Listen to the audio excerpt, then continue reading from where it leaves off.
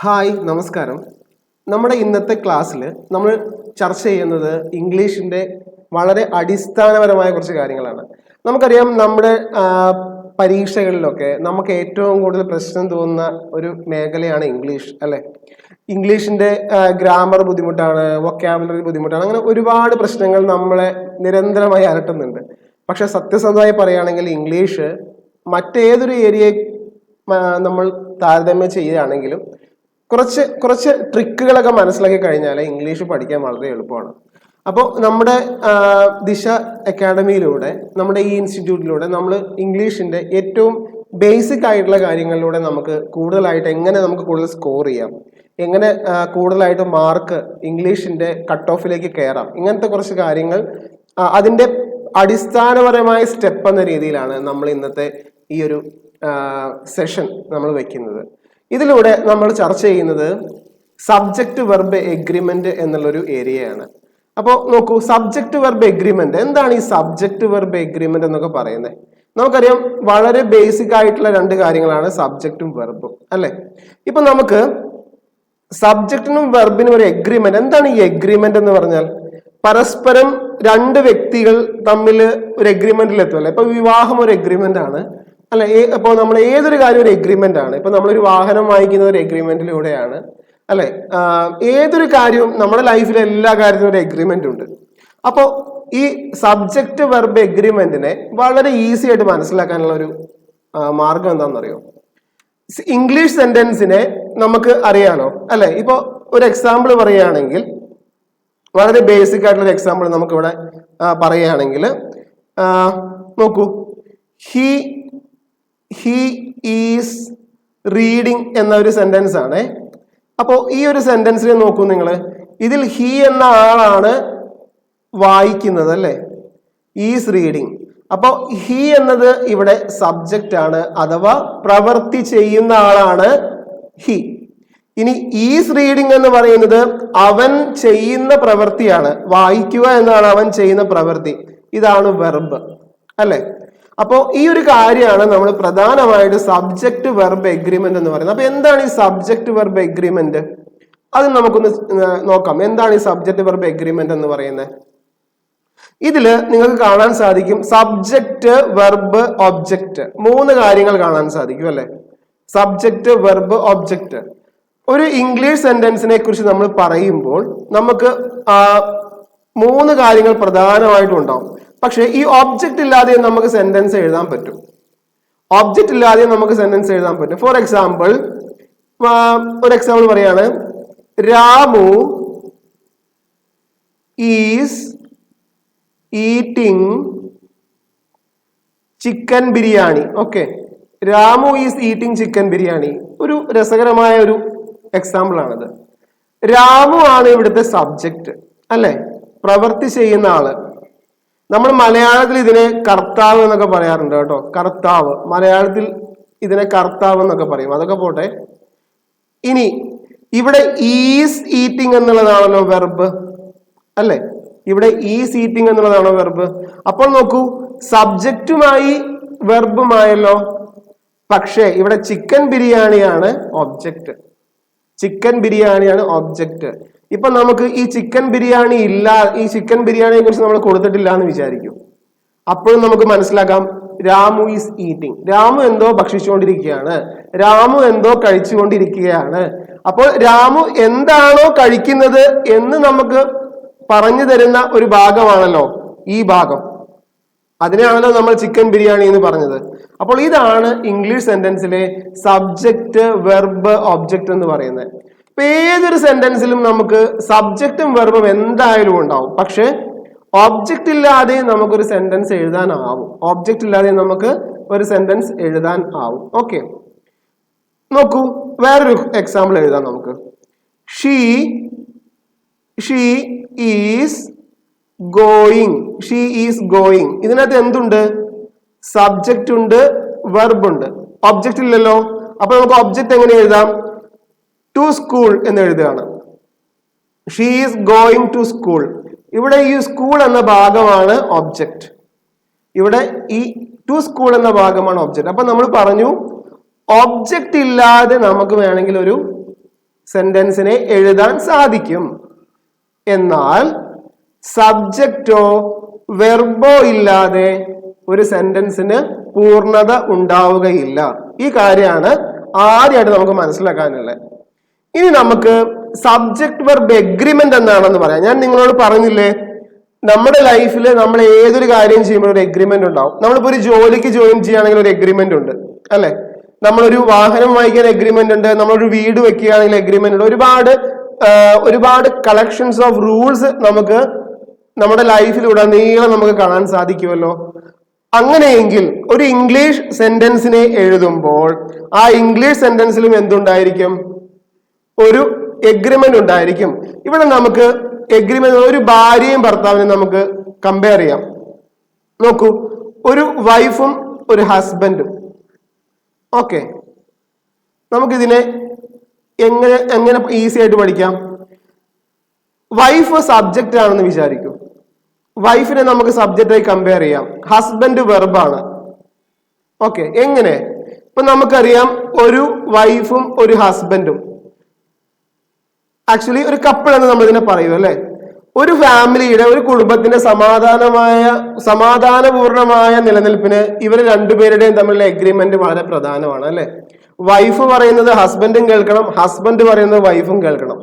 അല്ലെങ്കിൽ ഉറപ്പായിട്ട് അവർ അടിച്ചു പിരിയും, അല്ലെങ്കിൽ എന്താണ്, അവിടെ ഭയങ്കരമായ അടിയും പിടിയായിരിക്കും, അല്ലെ? കാരണം നമുക്കറിയാം, രണ്ടാളുകളും പരസ്പരം ചേർന്ന് നിൽക്കുന്നിടത്താണ് ആ കുടുംബം എന്ന് പറയുന്നത്, അല്ലെ? അപ്പോൾ ഈ സബ്ജക്റ്റും വെർബും വൈഫും ഹസ്ബൻഡും ആണെങ്കിൽ നമുക്ക് എങ്ങനെ മനസ്സിലാക്കാം? സബ്ജക്റ്റിനോട് ചേരുന്നതേ വെർബ് എഴുതാൻ പാടുള്ളൂ എന്ന് മനസ്സിലാക്കണം. അതായത് സബ്ജക്റ്റിനോട് ചേരുന്ന വെർബേ നമ്മൾ സെന്റൻസിൽ എഴുതാവൂ. അതാണ് സബ്ജക്ട് വെർബ് എഗ്രിമെന്റ്. ഇപ്പൊ നിങ്ങൾക്ക് മനസ്സിലായിട്ടുണ്ടാവും. ഭാര്യ പറയുന്നത് ഭർത്താവ് കേൾക്കണം, ഭർത്താവ് പറയുന്നത് ഭാര്യ കേൾക്കണം.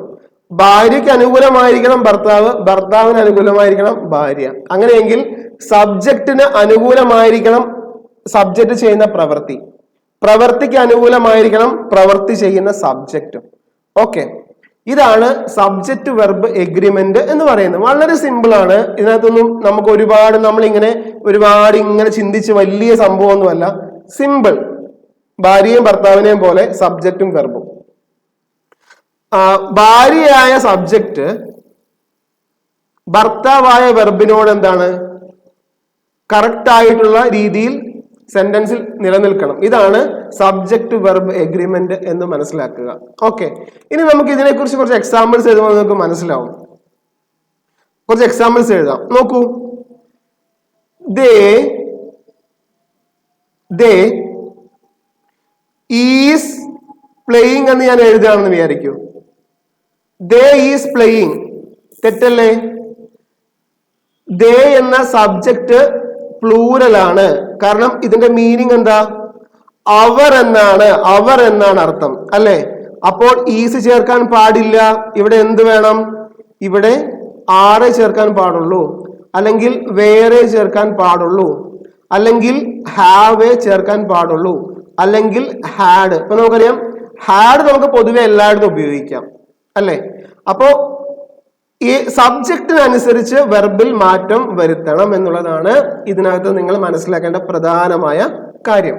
ഇപ്പൊ നിങ്ങൾക്ക് എല്ലാവർക്കും ഈ കാര്യം മനസ്സിലായി എന്ന് ഞാൻ വിചാരിക്കുന്നു. സബ്ജക്റ്റ് വെർബ് എഗ്രിമെന്റ്, സബ്ജക്റ്റ് ഒരാളാണെങ്കിൽ വെർബും ഒന്ന് എന്ന രീതിയിൽ ഉപയോഗിക്കുക. സബ്ജക്റ്റ്, അതായത് പ്രവൃത്തി ചെയ്യുന്ന ആൾ ഒരാൾ ആണെങ്കിൽ വെർബും എന്തായിരിക്കണം? വെർബിന്റെ സിംഗുലർ രൂപം ഉപയോഗിക്കുക. വെർബിന്റെ സിംഗുലർ രൂപം ഉപയോഗിക്കുക. ഇനി പ്രവൃത്തി ചെയ്യുന്നത് ഒന്നിൽ കൂടുതൽ, അല്ലെങ്കിൽ രണ്ടാളോ മൂന്നാളോ നാലാളോ എത്രയാളോ കൂടുതൽ ആളുകളാണെങ്കിൽ വെർബിന്റെ പ്ലൂരൽ രൂപം ഉപയോഗിക്കുക. ഇതിനെ നമ്മൾ മലയാളത്തിൽ പറയുന്നത് എന്താ? ഏകവചനം ബഹുവചനം എന്നൊക്കെയാണ് പറയുന്നത്. ഓക്കെ, ഏകവചനം ബഹുവചനം. ഓക്കെ, അപ്പൊ ഈ ഏകവചനവും ബഹുവചനമൊക്കെ എന്തിലുണ്ട്? സബ്ജക്റ്റിലുമുണ്ട്, വെർബിലും ഉണ്ടായിരിക്കും. ഇനി നമുക്ക് അടുത്തതായിട്ട് മനസ്സിലാക്കണം, അപ്പൊ എന്താണ് ഈ സിംഗുലറും പ്ലൂറലും എന്ന് മനസ്സിലാക്കണം, അല്ലെ? നോക്കൂ, ഇംഗ്ലീഷില് ഒരാളുടെ പേര്, ഫോർ എക്സാമ്പിൾ ഇപ്പൊ നമ്മൾ പറയുകയാണ്, ഒരാളുടെ പേര് പറയാണ് രാജു. രാജു ഒരാളല്ലേ? അപ്പോൾ അത് സിംഗുലർ. ഓക്കെ, ഇനി രാജു ആൻഡ് രാധ എന്ന് ഞാൻ എഴുതുകയാണ്. ഇത് രണ്ടുപേരല്ലേ, സോ ഇത് പ്ലൂരൽ. സിമ്പിളാണ്, സിമ്പിളായ കാര്യമാണ്. ഒരാളാണെങ്കിൽ സിംഗുലർ, ഒന്നിൽ കൂടുതൽ രണ്ടുപേരാണെങ്കിൽ അത് പ്ലൂരൽ. ഇനി ഇതേ കാര്യം നമുക്ക്, ഇത് വ്യക്തികളാണ്. ഇനി വസ്തുക്കളെ എടുത്തുകൂടെ നമുക്ക്? കാർ. കാർ എന്ന് പറയുന്നത് എന്താണ്? എ കാർ എന്ന് പറഞ്ഞാൽ എന്താണ്? നമുക്കറിയാം, ഒരു കാറാണല്ലേ. കാർസ് എന്ന് പറഞ്ഞാലോ കുറെ എണ്ണമുണ്ട് അല്ലെ, രണ്ടിൽ കൂടുതലുണ്ട്. അപ്പോൾ ഇത് സിംഗുലർ, ഇത് പ്ലൂറൽ. ഇപ്പൊ മനസ്സിലായല്ലോ, ഇത് ഏകവചനം, ഇത് ബഹുവചനം, ഇത് ഏകവചനം, ഇത് ബഹുവചനം. ഇതാണ് സംഭവം, സിംഗുലറും പ്ലൂറലും. ഇത് നമ്മൾ ഇംഗ്ലീഷിൽ കേൾക്കുമ്പോൾ എന്തോ വലിയ സംഭവമായി തോന്നുകയാണ്. സംഭവം വളരെ ഈസി ആയിട്ടുള്ള കാര്യമാണ്. ഇതാണ് നമ്മൾ ബേസിക് ആയിട്ട് ഒരു സെന്റൻസിൽ മനസ്സിലാക്കേണ്ടത്. അപ്പോൾ ഇത് മനസ്സിലാക്കി കഴിഞ്ഞാൽ നമുക്ക് വളരെ ഈസിയാണ്, കാര്യങ്ങൾ ചെയ്യാനും പഠിക്കാനൊക്കെ വളരെ ഈസിയാണ്. അപ്പൊ നിങ്ങൾക്ക് എല്ലാവർക്കും എന്താണ് സബ്ജക്റ്റ് എന്നും എന്താണ് വെർബ് എന്നും മനസ്സിലായി എന്ന് ഞാൻ വിചാരിക്കുന്നു. ഇനി വെർബിനെ കുറിച്ച് പറയുമ്പോൾ നമുക്കറിയാം, വെർബ് എന്ന് പറഞ്ഞാൽ പ്രവൃത്തി എന്നാണല്ലോ അല്ലെ, ആക്ഷൻ. വെർബ് എന്ന് പറഞ്ഞാൽ പ്രവൃത്തി എന്നാണല്ലോ, ആക്ഷൻ എന്നാണല്ലോ അല്ലെ. അപ്പോൾ നമ്മൾ ആക്ഷൻ എന്ന് പറയുമ്പോൾ നമ്മൾ ചെയ്യുന്നതെല്ലാം വെർബാണ്. നമ്മൾ ലൈഫിൽ 24 മണിക്കൂറിൽ ചെയ്യുന്ന എല്ലാ കാര്യങ്ങളും വെർബാണ് അല്ലെ. 24 മണിക്കൂർ നമ്മൾ രാവിലെ എണീക്കുന്നത് മുതൽ രാത്രി ഉറങ്ങുന്നത് വരെ വെർബ്. ഇനി നമ്മൾ രാത്രി മുതൽ രാവിലെ വരെ ഉറങ്ങുന്നതും വെർബാണ്. അതായത് ജീവൻ ഉണ്ടെങ്കിൽ നമുക്ക് ജീവനുണ്ടോ, നമ്മൾ ചെയ്യുന്നതെല്ലാം വെർബാണ് അല്ലെ. അതിന് ഒരു പ്രത്യേക പ്രവൃത്തി എന്നൊന്നുമില്ല. ഒരു മനുഷ്യൻ അവന്റെ ജീവനുള്ള കാലത്തോളം ചെയ്യുന്നത് എല്ലാ പ്രവൃത്തികളും വെർബാണ്. ഇപ്പൊ വെറുതെ ഇരിക്കുകയാണ്, അതും വെർബാണ്. ഉറങ്ങുകയാണ്, അതും വെർബാണ്. നടക്കുകയാണ്, അതും എല്ലാം വെർബുകളാണ്. നമ്മൾ ചെയ്യുന്ന എല്ലാ പ്രവൃത്തികളും വെർബുകൾ ആയിരിക്കും. ഇനി നമ്മൾ മനസ്സിലാക്കേണ്ടത്, വെർബുകൾക്ക് നമുക്കറിയാം, വെർബുകളെ മനസ്സിലാക്കുമ്പോൾ നമ്മൾ ഓക്സിലറി വെർബിനെ വളരെ പ്രധാനമായിട്ട് ഓർമ്മിക്കണം അല്ലെ. നമുക്ക് ഇംഗ്ലീഷിൽ ഒരുപാട് ഓക്സിലറി വെർബുകളുണ്ട്. നമുക്കറിയാം, ഇംഗ്ലീഷിൽ 24 ഓക്സിലറി വെർബുകളുണ്ട്. ഈ 24 ഓക്സിലറി വെർബുകളിൽ നമുക്കറിയാം, ഈസ്, ആം, ആറ്, വാസ്, വേർ അല്ലെ. ഇതൊക്കെ വെർബാണ്, ഇതൊക്കെ വെർബിനെ സൂചിപ്പിക്കുന്നത്. ഇത് സഹായക ക്രിയകൾ എന്ന് നമ്മൾ ഇതിനെ പറയും. ഇതിനെ നമ്മൾ മലയാളത്തിൽ സഹായക ക്രിയകൾ എന്ന് പറയുന്നുണ്ട്, അഥവാ ഹെൽപ്പിംഗ് വെർബ്. ഇതിനെ നമ്മൾ സഹായക ക്രിയകൾ അഥവാ ഹെൽപ്പിംഗ് വെർബ് എന്ന് പറയുന്നുണ്ട്. എങ്കിലും ഇത് എന്താണ്? വെറും ഒരു സഹായക ക്രിയകൾ മാത്രമല്ല, ഇവ എന്താണ്? ഒരു അവസ്ഥയെ സൂചിപ്പിക്കുന്ന വെർബുകൾ കൂടെയാണ്. എന്താണ് അവസ്ഥ? ഇപ്പൊ നിങ്ങളോട് ചോദിക്കുകയാണ്, what is your father? What is your father ചോദിക്കുകയാണ് അല്ലെ, ഒരു ക്വസ്റ്റ്യൻ. നിങ്ങൾ പറയാണ്, my father is A teacher. Okay, ഇതാണല്ലോ നിങ്ങളുടെ ആൻസർ. അപ്പൊ നോക്കൂ, മൈ ഫാദർ ഈസ്, ഇതെന്താ സൂചിപ്പിക്കുന്നത്? നിങ്ങളുടെ അച്ഛൻ, എന്റെ അച്ഛൻ ഇതാകുന്നു, എന്റെ അച്ഛൻ ഇപ്പോൾ ഇതാകുന്നു എന്നല്ല സൂചിപ്പിക്കുന്നത്. ഹി ഈസ് എ ഡോക്ടർ, അവൻ ഒരു ഡോക്ടർ ആകുന്നു. ഹി ഈസ് എ മ്യൂസിഷ്യൻ, അയാൾ ഒരു സംഗീതജ്ഞനാകുന്നു. അപ്പോ ഓക്സിലറി വെർബുകൾ നമ്മൾ രണ്ട് രീതിയിൽ ഉപയോഗിക്കും. ഒന്ന് വെർബിന്റെ കൂടെ, ഒന്ന് പ്രവൃത്തിയുടെ കൂടെ ഉപയോഗിക്കും. രണ്ട് അവസ്ഥയെ സൂചിപ്പിക്കാൻ, ദാറ്റ് മീൻസ് സ്റ്റേറ്റ്, ഒരവസ്ഥയെ സൂചിപ്പിക്കാനും നമ്മൾ എന്ത് ചെയ്യും? വെർബ് ഉപയോഗിക്കും. ഇനി ഇതുമായി ബന്ധപ്പെട്ട് നമുക്ക് 2 എക്സാമ്പിൾ എഴുതാം, അപ്പൊ നിങ്ങൾക്ക് മനസ്സിലാവും. ഒന്നാമത്തെ കേസിൽ ഞാൻ പറയുന്നു, ഐ ആം ആൻ എഞ്ചിനീയർ. നോക്കൂ, ഞാനൊരു എഞ്ചിനീയർ ആകുന്നു എന്നാണ് ഇതിനർത്ഥം. ഞാനൊരു എഞ്ചിനീയർ ആണ്. അതെന്താണ്? ഇപ്പോഴത്തെ എന്റെ സ്ഥിതിയാണ് അല്ലെ. എന്റെ ഒരു സ്ഥിതിയെ സൂചിപ്പിക്കുന്നു, എന്റെ ഒരു അവസ്ഥയെ സൂചിപ്പിക്കുന്നു. ഞാനിപ്പോൾ എന്താണെന്ന് അത് മനസ്സിലാക്കി തരുന്നു. ഇനി ഇതേ കാര്യം ഞാൻ എഴുതുന്നു, I am reading. I am reading a novel എന്ന് ഞാൻ എഴുതുകയാണ്. I am reading a novel. അപ്പൊ നോക്കിയേ, ഇവിടെ ഉപയോഗിച്ച ആമും ഇവിടെ ഉപയോഗിച്ച ആമും തമ്മിൽ വ്യത്യാസമുണ്ടായി അല്ലേ? എന്താ വ്യത്യാസം ഉണ്ടായത്? ഇവിടെ അവസ്ഥയെ സൂചിപ്പിച്ചു, ഒരാളുടെ അവസ്ഥയെ സൂചിപ്പിച്ചു. ഇവിടെയോ റീഡിങ് എന്ന പ്രവൃത്തിയുടെ കൂടെ ഹെൽപ്പിംഗ് ആയി ഉപയോഗിച്ചു. ഇവിടെ നമ്മൾ ഹെൽപ്പിംഗ് ആയിട്ടാണ് ഈ ആമിനെ ഉപയോഗിച്ചത്. ഇവിടെ നമ്മൾ ഹെൽപ്പിംഗ് ആയിട്ടാണ് ആമിനെ ഉപയോഗിച്ചത്. അപ്പൊ ഇംഗ്ലീഷിലെ വെർബിന്റെ ഒരു രൂപമാണ് ഇപ്പൊ നിങ്ങൾ മനസ്സിലാക്കിയത്. നിങ്ങൾക്ക് എല്ലാവർക്കും ഇത് മനസ്സിലായി എന്ന് ഞാൻ വിശ്വസിക്കുന്നു. അപ്പൊ നമ്മളിപ്പോ പറഞ്ഞു വരുന്നത് എന്താണ്? സബ്ജക്ട് വെർബ് അല്ലെ? സബ്ജക്ട് നമ്മൾ കമ്പയർ ചെയ്യുന്നു, വൈഫ്, വെർബ് ഹസ്ബൻഡ് എന്ന് നമ്മളൊരു ഫണ്ണി ആയിട്ട് നമ്മൾ കമ്പയർ ചെയ്തു. ഭാര്യ പറയുന്നത് ഭർത്താവും ഭർത്താവ് പറയുന്നത് ഭാര്യയും. അനുസരിച്ചിരിക്കണം, സപ്പോർട്ട് ചെയ്തിരിക്കണം, എഗ്രീഡ് ആയിരിക്കണം അല്ലെ? എങ്കിൽ ഇപ്പൊ നമ്മൾ പറഞ്ഞില്ലേ, ഹി ഈസ് വർക്കിംഗ്. കണ്ടോ? സബ്ജക്റ്റ് ഒരാളായതിനാൽ ഈസ് ചേർത്തു, എഗ്രീഡ് ആയല്ലോ. ING രൂപം ചേർത്തു, സംഭവം എഗ്രീഡ് ആയി. Okay, that means agreement correct ആണ്. അതേസമയം ഞാൻ ഇവിടെ കൊണ്ടുപോയിട്ട് ഹിക്ക് ശേഷം വേറോ ആറോ ഒക്കെ ചേർത്താൽ എന്താ? തെറ്റിപ്പോയി. കാരണം എന്തുകൊണ്ടാ? എഗ്രിമെന്റ് ശരിയാവണം. വെർബിന്റെയും സബ്ജക്റ്റിന്റെയും എഗ്രിമെന്റ് ശരിയായിരിക്കണം. അപ്പൊ ഇതാണ് നമ്മൾ പറഞ്ഞത്. ഓക്കെ, അപ്പൊ സബ്ജക്ട് വെർബ് എഗ്രിമെന്റ് എന്താണെന്ന കോൺസെപ്റ്റ് നിങ്ങൾക്ക് മനസ്സിലായി കാണും. ഒരിക്കൽ കൂടെ ഷോർട്ട് ആയിട്ട് ഞാൻ പറയാം. ഒരു സെന്റൻസ് എഴുതുമ്പോൾ പ്രവൃത്തി ചെയ്യുന്ന ഒരാൾ ഉണ്ടാവുമല്ലോ, അയാൾ ചെയ്യുന്ന പ്രവൃത്തിയും ഉണ്ടാവുമല്ലോ. ചെയ്യുന്ന പ്രവൃത്തിയും ചെയ്യുന്ന ആളും പരസ്പരം ജോയിന്റ് ആയ രീതിയിലാണ് എഴുതേണ്ടത്. ഒരാൾ പ്രവൃത്തി ചെയ്യുകയാണെങ്കിൽ അവിടെ സിംഗുലർ വെർബാണ് വേണ്ടത്. ഇനി ഒന്നിൽ കൂടുതൽ ആളുകളാണ് പ്രവൃത്തി ചെയ്യുന്നതെങ്കിൽ അവിടെ പ്ലൂറൽ വെർബാണ് വേണ്ടത്. ഇതാണ് നമ്മൾ ബേസിക് ആയിട്ടുള്ള സബ്ജക്ട് വെർബ് എഗ്രിമെന്റ് എന്ന് പറയുന്നത്.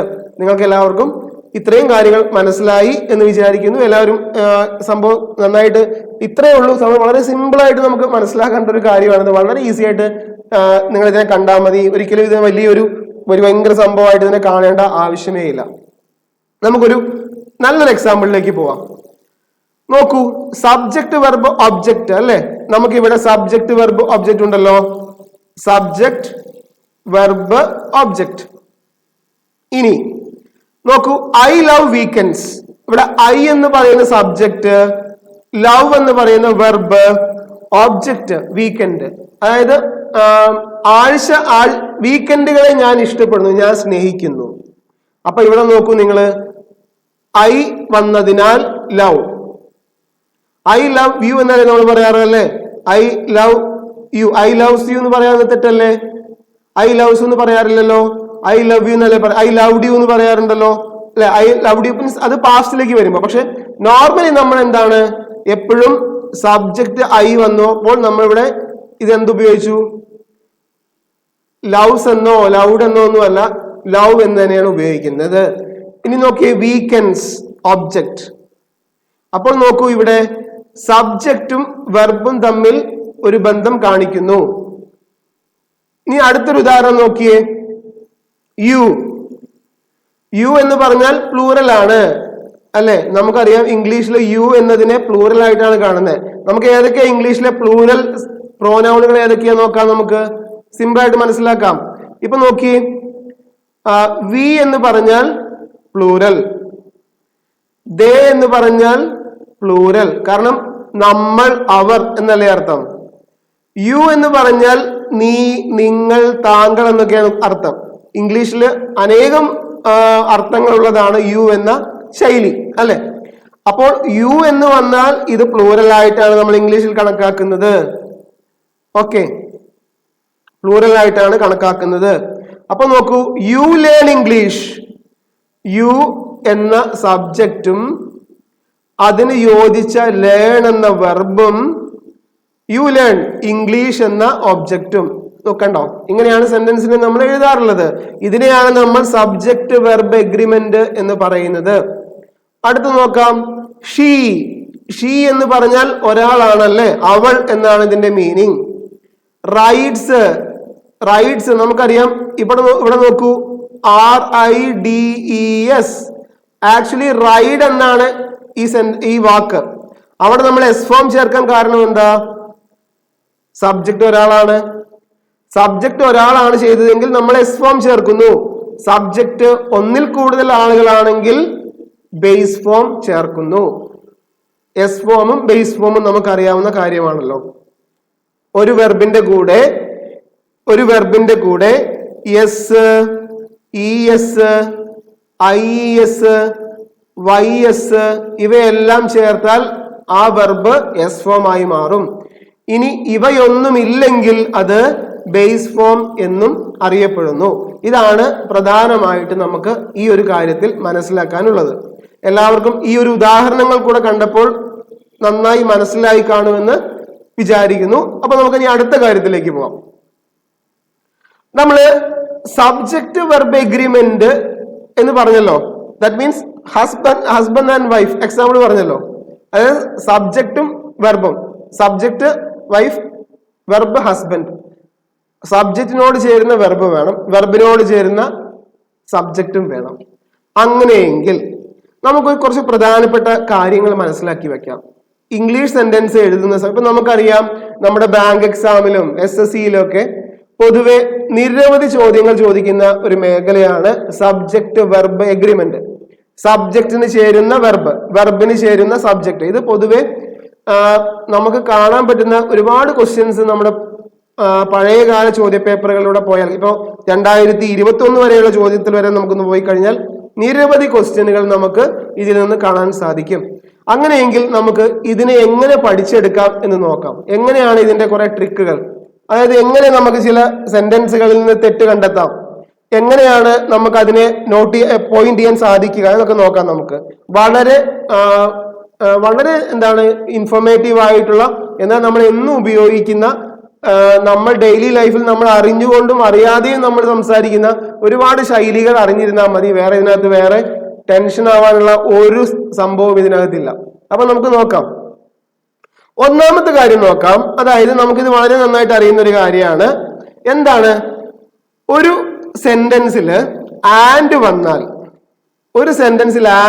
നമുക്കറിയാലോ ആൻഡ് എപ്പോഴും ഉപയോഗിക്കുന്നത് എന്തിനാ? ആൻഡ് ഒരു കൺജങ്ഷൻ ആണ് അല്ലെ. ഇംഗ്ലീഷിലെ ഒരു കൺജങ്ഷൻ ആണ് ആൻഡ്. എന്താ കൺജങ്ഷൻ എന്ന് പറഞ്ഞാല്? രണ്ട് സെന്റൻസുകളെ തമ്മിൽ കൂട്ടി യോജിപ്പിക്കാൻ ഉപയോഗിക്കുന്ന വാക്കുകളെയാണ് നമ്മൾ കൺജങ്ഷൻസ് എന്ന് പറയുന്നത്. രണ്ട് സെന്റൻസുകളെ തമ്മിൽ കൂട്ടി യോജിപ്പിക്കാൻ. നമ്മൾ ഇംഗ്ലീഷ് സംസാരിക്കുമ്പോഴും എഴുതുമ്പോഴൊക്കെ നമ്മൾ എപ്പോഴും ഉപയോഗിക്കുന്ന ഒരു വാക്കാണ് ആൻഡ് അല്ലെ. അങ്ങനെയെങ്കിൽ നമ്മൾ പറയാണ്, ഫോർ എക്സാമ്പിൾ നോക്കി, ഒരു എക്സാമ്പിൾ ആണ് മോഹൻലാൽ ആൻഡ് മമ്മൂട്ടി. മോഹൻലാൽ ആൻഡ് മമ്മൂട്ടി. ഇവിടെ ആൻഡ് ഉണ്ടല്ലോ. എന്താ അത് സൂചിപ്പിക്കുന്നത്? മോഹൻലാൽ എന്ന വ്യക്തി ഒരാളാണ്, മമ്മൂട്ടി എന്ന വ്യക്തി മറ്റൊരാളാണ്. അപ്പൊ രണ്ട് വ്യക്തികളെ തമ്മിൽ ജോയിൻ ചെയ്യുന്ന ഒരു ഭാഗമായിട്ട് നമ്മൾ ആൻഡ് ഉപയോഗിക്കും അല്ലെ. കാറ്റ് ആൻഡ് ഡോഗ്. നോക്കൂ, പൂച്ചയും പട്ടിയും. ഈ പൂച്ചയും പട്ടിയും തമ്മിൽ കൂട്ടി യോജിപ്പിക്കുന്നത് ആൻഡ് എന്ന ഭാഗമാണ്. അപ്പോൾ നമ്മൾ മനസ്സിലാക്കേണ്ട കാര്യം എന്താ? ഒരു ഇംഗ്ലീഷ് സെന്റൻസിൽ നമുക്കറിയാം, ഇപ്പോ എല്ലാം നൗണുകളല്ലേ. ഇപ്പോ ഒരു മൃഗത്തിന്റെ പേരായാലും, ഒരു സ്ഥലത്തിന്റെ പേരായാലും, ഒരു വ്യക്തിയുടെ പേരായാലും, ഒരു ഐഡിയ, ഒരു ആശയത്തിന്റെ പേരായാലും എല്ലാം തന്നെ എന്താണ്? നൗണുകളാണ്. അങ്ങനെയെങ്കിൽ ഒരു ഇംഗ്ലീഷ് സെന്റൻസിൽ രണ്ട് നൗണുകളെ ആൻഡ് വെച്ച് കൂട്ടി യോജിപ്പിച്ചാൽ നമ്മൾ എന്ത് ചെയ്യണം? വെർബിന് പ്ലൂറൽ രൂപം കൊടുക്കണം. എക്സാമ്പിൾ നോക്കൂ, രവി ആൻഡ് രാകേഷ്. രവി ഒരാളാണല്ലോ, രാകേഷ് മറ്റൊരാളാണ്. അപ്പോൾ ഇത് രണ്ട് വ്യക്തികളെ കുറിച്ചാണ് പറയുന്നത്. അപ്പൊ നമ്മൾ എന്ത് ഉപയോഗിക്കണം? ആർ. ഇവിടെ നമ്മൾ ആർ ഉപയോഗിച്ചു. എന്തുകൊണ്ട്? പ്ലൂറൽ സബ്ജക്റ്റുകളാണ്. രവി എന്നത് ഒരു സബ്ജക്റ്റ് ആണ്, രാകേഷ് എന്നത് മറ്റൊരു സബ്ജക്റ്റ് ആണ്. അഥവാ രവി എന്നത് ഒരു നൗണാണ്, രാകേഷ് എന്നത് മറ്റൊരു നൗണാണ്. അപ്പോൾ നമ്മൾ അതിനുശേഷം ചേർക്കുന്ന വെർബിന് എന്ത് കൊടുക്കണം? പ്ലൂരൽ ഫോം കൊടുക്കണം. പ്ലൂരൽ ഫോം കൊടുക്കണം. ഇതാണ് സിമ്പിൾ ആയിട്ടുള്ള കാര്യം. അടുത്തൊരു എക്സാമ്പിൾ നോക്കൂ. You and Amit. ഇവിടെ യു എന്ന് പറഞ്ഞാൽ നീ എന്ന് പറഞ്ഞാൽ ഒരാളാണല്ലോ. ഓക്കെ, അമിത് എന്ന് പറഞ്ഞാൽ മറ്റൊരാളാണല്ലോ. അപ്പൊ രണ്ട് വ്യക്തികളല്ലേ. അപ്പോൾ ഇവിടെ ആറ് ചേർത്തു. R late today. നീയും അമിതും ഇന്ന് വൈകിയാണ് വന്നിരിക്കുന്നത് എന്നാ പറയാ. നീയും അല്ലെ. ഇത് നിങ്ങൾക്ക് മനസ്സിലാക്കേണ്ട വളരെ എന്താണ്, ഒരുപാട് നമുക്ക് നമ്മളെ സിനിമാ പേരുകളും ഒക്കെ നിങ്ങൾക്ക് മനസ്സിലാക്കിയാൽ മതി. ഇപ്പൊ ടോം ആൻഡ് ജെറി അല്ലെ, വളരെ പ്രശസ്തമായ ടോം ആൻഡ് ജെറി. നോക്കൂ, ടോം ആൻഡ് ജെറി, ടോമും ജെറിയും. ഇവിടെ നമ്മൾ ആർ, വേർ, ഹാവ് ഒക്കെ നമുക്ക് ഉപയോഗിക്കാം. കാരണം എന്താണ്, രണ്ട് വ്യക്തികൾ. ഒരുപാടില്ലേ, ഒരുപാട്. മൗസ് ആൻഡ് ക്യാറ്റ് അല്ലെ, ഒരുപാട് സിനിമാ പേരുകളൊക്കെ നമുക്ക് ഇതുപോലെ കാണാൻ സാധിക്കും. അപ്പോ രണ്ട് നൗണുകളെ കൂട്ടി യോജിപ്പിക്കാൻ നമുക്ക് ആൻഡ് ഉപയോഗിക്കാം. പക്ഷേ അങ്ങനെ ഉപയോഗിക്കുന്ന സെന്റൻസിലെ വെർബ് എന്തായിരിക്കണം? പ്ലൂറൽ വെർബ് ആയിരിക്കണം. ഇതാണ് ഒന്നാമത്തെ പ്രധാനമായ കാര്യം. ഇനി നമുക്ക് രണ്ടാമത്തെ കാര്യത്തിലേക്ക് പോവാം. നമ്മളിപ്പോ പറഞ്ഞല്ലോ ആൻഡ് ഉപയോഗിക്കുമ്പോൾ അവിടെ പ്ലൂറൽ വെർബ് വേണം. എന്നാൽ എല്ലാത്തിലും പ്ലൂറൽ വെർബ് വേണമെന്നില്ല. ചില കാര്യങ്ങളിൽ മാറ്റമുണ്ട്. വളരെ ഈസി ആയിട്ട് നമുക്ക് പറയാം. ഓക്കെ, അതായത് ചില കേസുകളിൽ നമുക്ക് ആൻഡ് ഉപയോഗിക്കുമ്പോൾ, ഇപ്പൊ ഞാൻ എക്സാമ്പിൾ പറയാണ്, നമ്മൾ എന്നും കാണുന്ന ഒരു കാര്യമാണ് നെയിം ആൻഡ് അഡ്രസ്.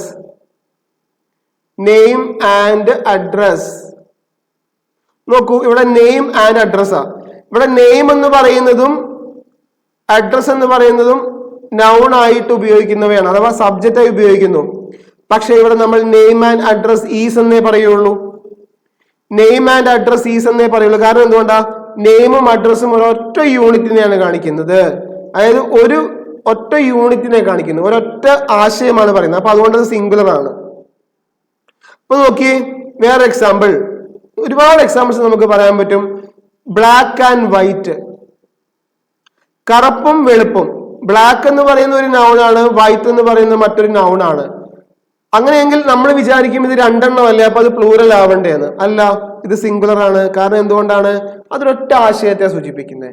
ഇപ്പൊ ബ്രെഡ് ആൻഡ് ബട്ടർ. ബ്രെഡ് എന്ന് പറഞ്ഞാൽ ഒരു നൗണാണ്, ബട്ടർ എന്ന് പറഞ്ഞാൽ മറ്റൊരു നൗണാണല്ലോ. അങ്ങനെയെങ്കിൽ അത് പ്ലൂറൽ ആവാൻ പാടില്ല. കാരണം എന്തുകൊണ്ടാ?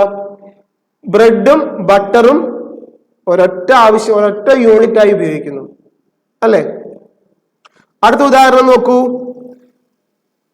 Slow and study. നമ്മളറിയാം പയ്യെ തിന്നാൽ പനയും തിന്നാം എന്ന് പറയാറുണ്ട്. പഴയ ഒരു മലയാളത്തിലെ ഒരു ചൊല്ലാണല്ലേ, പയ്യെ തിന്നാൽ പനയും തിന്നാം. അതിന്റെ ഒരു ഇംഗ്ലീഷ് ശൈലിയാണ് സ്ലോ ആൻഡ് സ്റ്റഡി. കണ്ടോ, slow and study. Slow and study എന്ന് നമ്മൾ പറയുമ്പോൾ ഇവിടെ ഒരു നൗണ് മറ്റൊരു നൗണ്. പക്ഷെ നമ്മൾ ഒരിക്കലും എന്ത് ചെയ്യാൻ പാടില്ല? ഇവിടെ പ്ലൂറൽ ആക്കാൻ പാടില്ല. ഇവിടെ സിംഗുലറേ ചേർക്കാവൂ. സിംഗുലർ, ദാറ്റ് മീൻസ് ഈസ്, അല്ലെങ്കിൽ ഇങ്ങനത്തെ ഈ സിംഗിൾ രൂപങ്ങൾ മാത്രമേ ഇവിടെ നമ്മൾ ചേർക്കാൻ പാടുള്ളൂ. അതാണ് രണ്ടാമത്തെ കാര്യം. ഇപ്പൊ നമ്മൾ രണ്ട് കാര്യങ്ങൾ മനസ്സിലാക്കി. ഇനി നമുക്ക് മൂന്നാമത്തെ കാര്യത്തിലേക്ക് പോവാം. മൂന്നാമത്തെ കാര്യം, രണ്ട് കാര്യങ്ങൾ മനസ്സിലാക്കി. ആൻഡ് എങ്ങനെയൊക്കെ ഉപയോഗിക്കണം എന്ന് മനസ്സിലാക്കി. രണ്ട് വ്യക്തികളെ കുറിച്ചോ രണ്ട് വസ്തുക്കളെ കുറിച്ചോ ആൻഡ് വെച്ച് പറഞ്ഞാൽ പ്ലൂറൽ. ഇനി രണ്ട് നൗണുകൾ അഥവാ സബ്ജക്റ്റുകൾ ആൻഡ് വെച്ച് പറഞ്ഞു, പക്ഷെ അവ ഒരു ആശയമാണ് തരുന്നതെങ്കിൽ അത് സിംഗുലറായി വെർബായി ഉപയോഗിക്കുക. ഇനി നമുക്ക് മൂന്നാമത്തെ കാര്യത്തിലേക്ക് പോവാം. ചില സെന്റൻസുകളെ നമുക്ക് കാണാൻ സാധിക്കും. ചില സെന്റൻസുകള് നോക്കിയേ, ഇതൊക്കെ നമുക്ക് വളരെ രസകരമായിട്ട് മനസ്സിലാക്കാവുന്ന കാര്യമേ ഉള്ളൂ.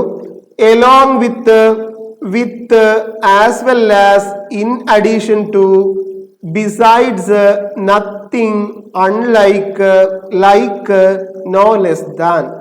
ഇത്രയും വാക്കുകളിൽ നമുക്ക് സെന്റൻസുകൾ തുടങ്ങാൻ സാധിക്കും അല്ലെ. ഒരു സെന്റൻസിന്റെ തുടക്കത്തിലോ അല്ലെങ്കിൽ ഒരു സെന്റൻസിന്റെ മധ്യഭാഗത്തോ ഒക്കെ ഇതുപോലുള്ള വാക്കുകൾ നമുക്ക് കാണാനാവും. ഇങ്ങനെയുള്ള കേസുകളിലെല്ലാം നിങ്ങൾ ശ്രദ്ധിക്കേണ്ടത് എന്താണെന്ന് അറിയാമോ? ഈ വാക്കിന് മുൻപ് വന്നിരിക്കുന്ന സബ്ജക്റ്റിനെയാണ് വെർബിലേക്ക് കൺസിഡർ ചെയ്യേണ്ടത്. ഇപ്പൊ നോക്കിയേ, ഞാൻ ഒരു എക്സാമ്പിൾ പറയുകയാണ്. മഞ്ജു എലോങ് വിത്ത് കണ്ടോ, എലോങ് വിത്ത് ഹർ ഫ്രണ്ട്സ്. ഇവിടെ മഞ്ജു അവളുടെ കൂട്ടുകാരികളുടെ കൂടെ എന്നാണ്. ഇവിടെ ഫ്രണ്ട്സ് എന്ന് പറയുമ്പോൾ കൂട്ടുകാരാണ് അല്ലെ? അപ്പൊ ഒരുപാട് പേരുണ്ട്. പക്ഷേ Manju along her friends is എന്നാണ് ഞാൻ ഇവിടെ എഴുതാൻ പോകുന്നത്. എന്തുകൊണ്ടാ? ശരിയായത് എന്താ? ഈസ് ആണ്. എന്തുകൊണ്ടാ? ഈ വാക്കുകൾ ഇപ്പോൾ നമ്മൾ പഠിച്ച വാക്കുകൾക്ക് മുൻപിൽ വരുന്ന സബ്ജക്റ്റിനെയാണ് നമ്മൾ വെർബിലേക്ക് കൺസിഡർ ചെയ്യേണ്ടത്. ഇവിടെ മഞ്ജു ഒരാളാണ്, അതുകൊണ്ട് മഞ്ജു എന്ന് ആ സെന്റൻസ് നമ്മൾ ഈസ് ചേർത്തു. ഓക്കെ, ഇനി മറ്റൊരു എക്സാമ്പിൾ നോക്കാം. ദേ എലോങ് വിത്ത്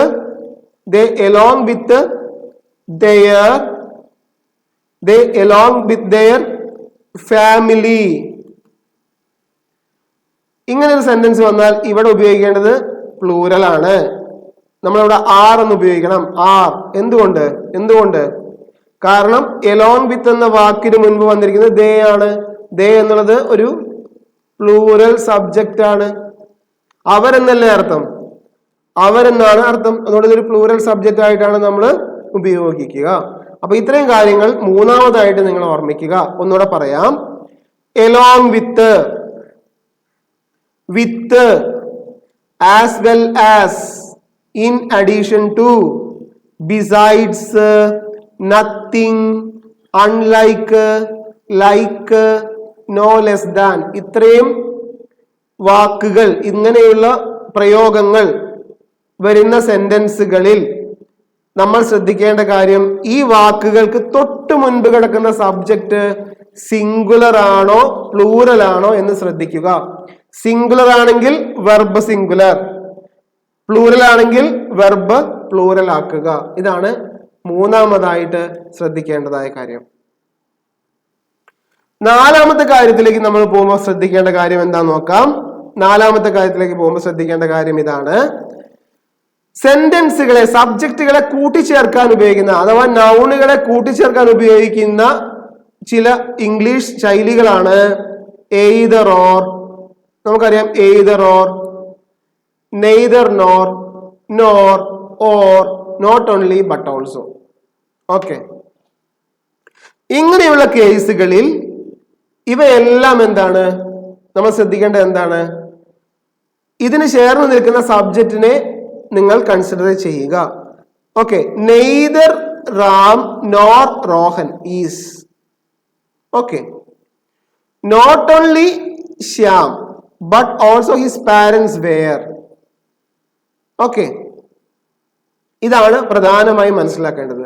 ഇപ്പൊ ബട്ട് ഓൾസോന് മുമ്പിൽ വന്നിരിക്കുന്ന രണ്ട് നൗണുകളായതിനാൽ ഇവിടെ നമ്മൾ വേറെ ചേർത്തു. ഇപ്പോ റാം എന്ന ഒരാൾ മാത്രമേ വന്നിട്ടുള്ളൂ, അതുകൊണ്ട് നമ്മൾ ഇവിടെ ഈസ് ചേർത്തു. നമ്മൾ നേരത്തെ പഠിച്ച അതേ കാര്യം, അതിന്റെ വേറൊരു ശൈലി മാത്രമാണ് മാറുന്നുള്ളൂ.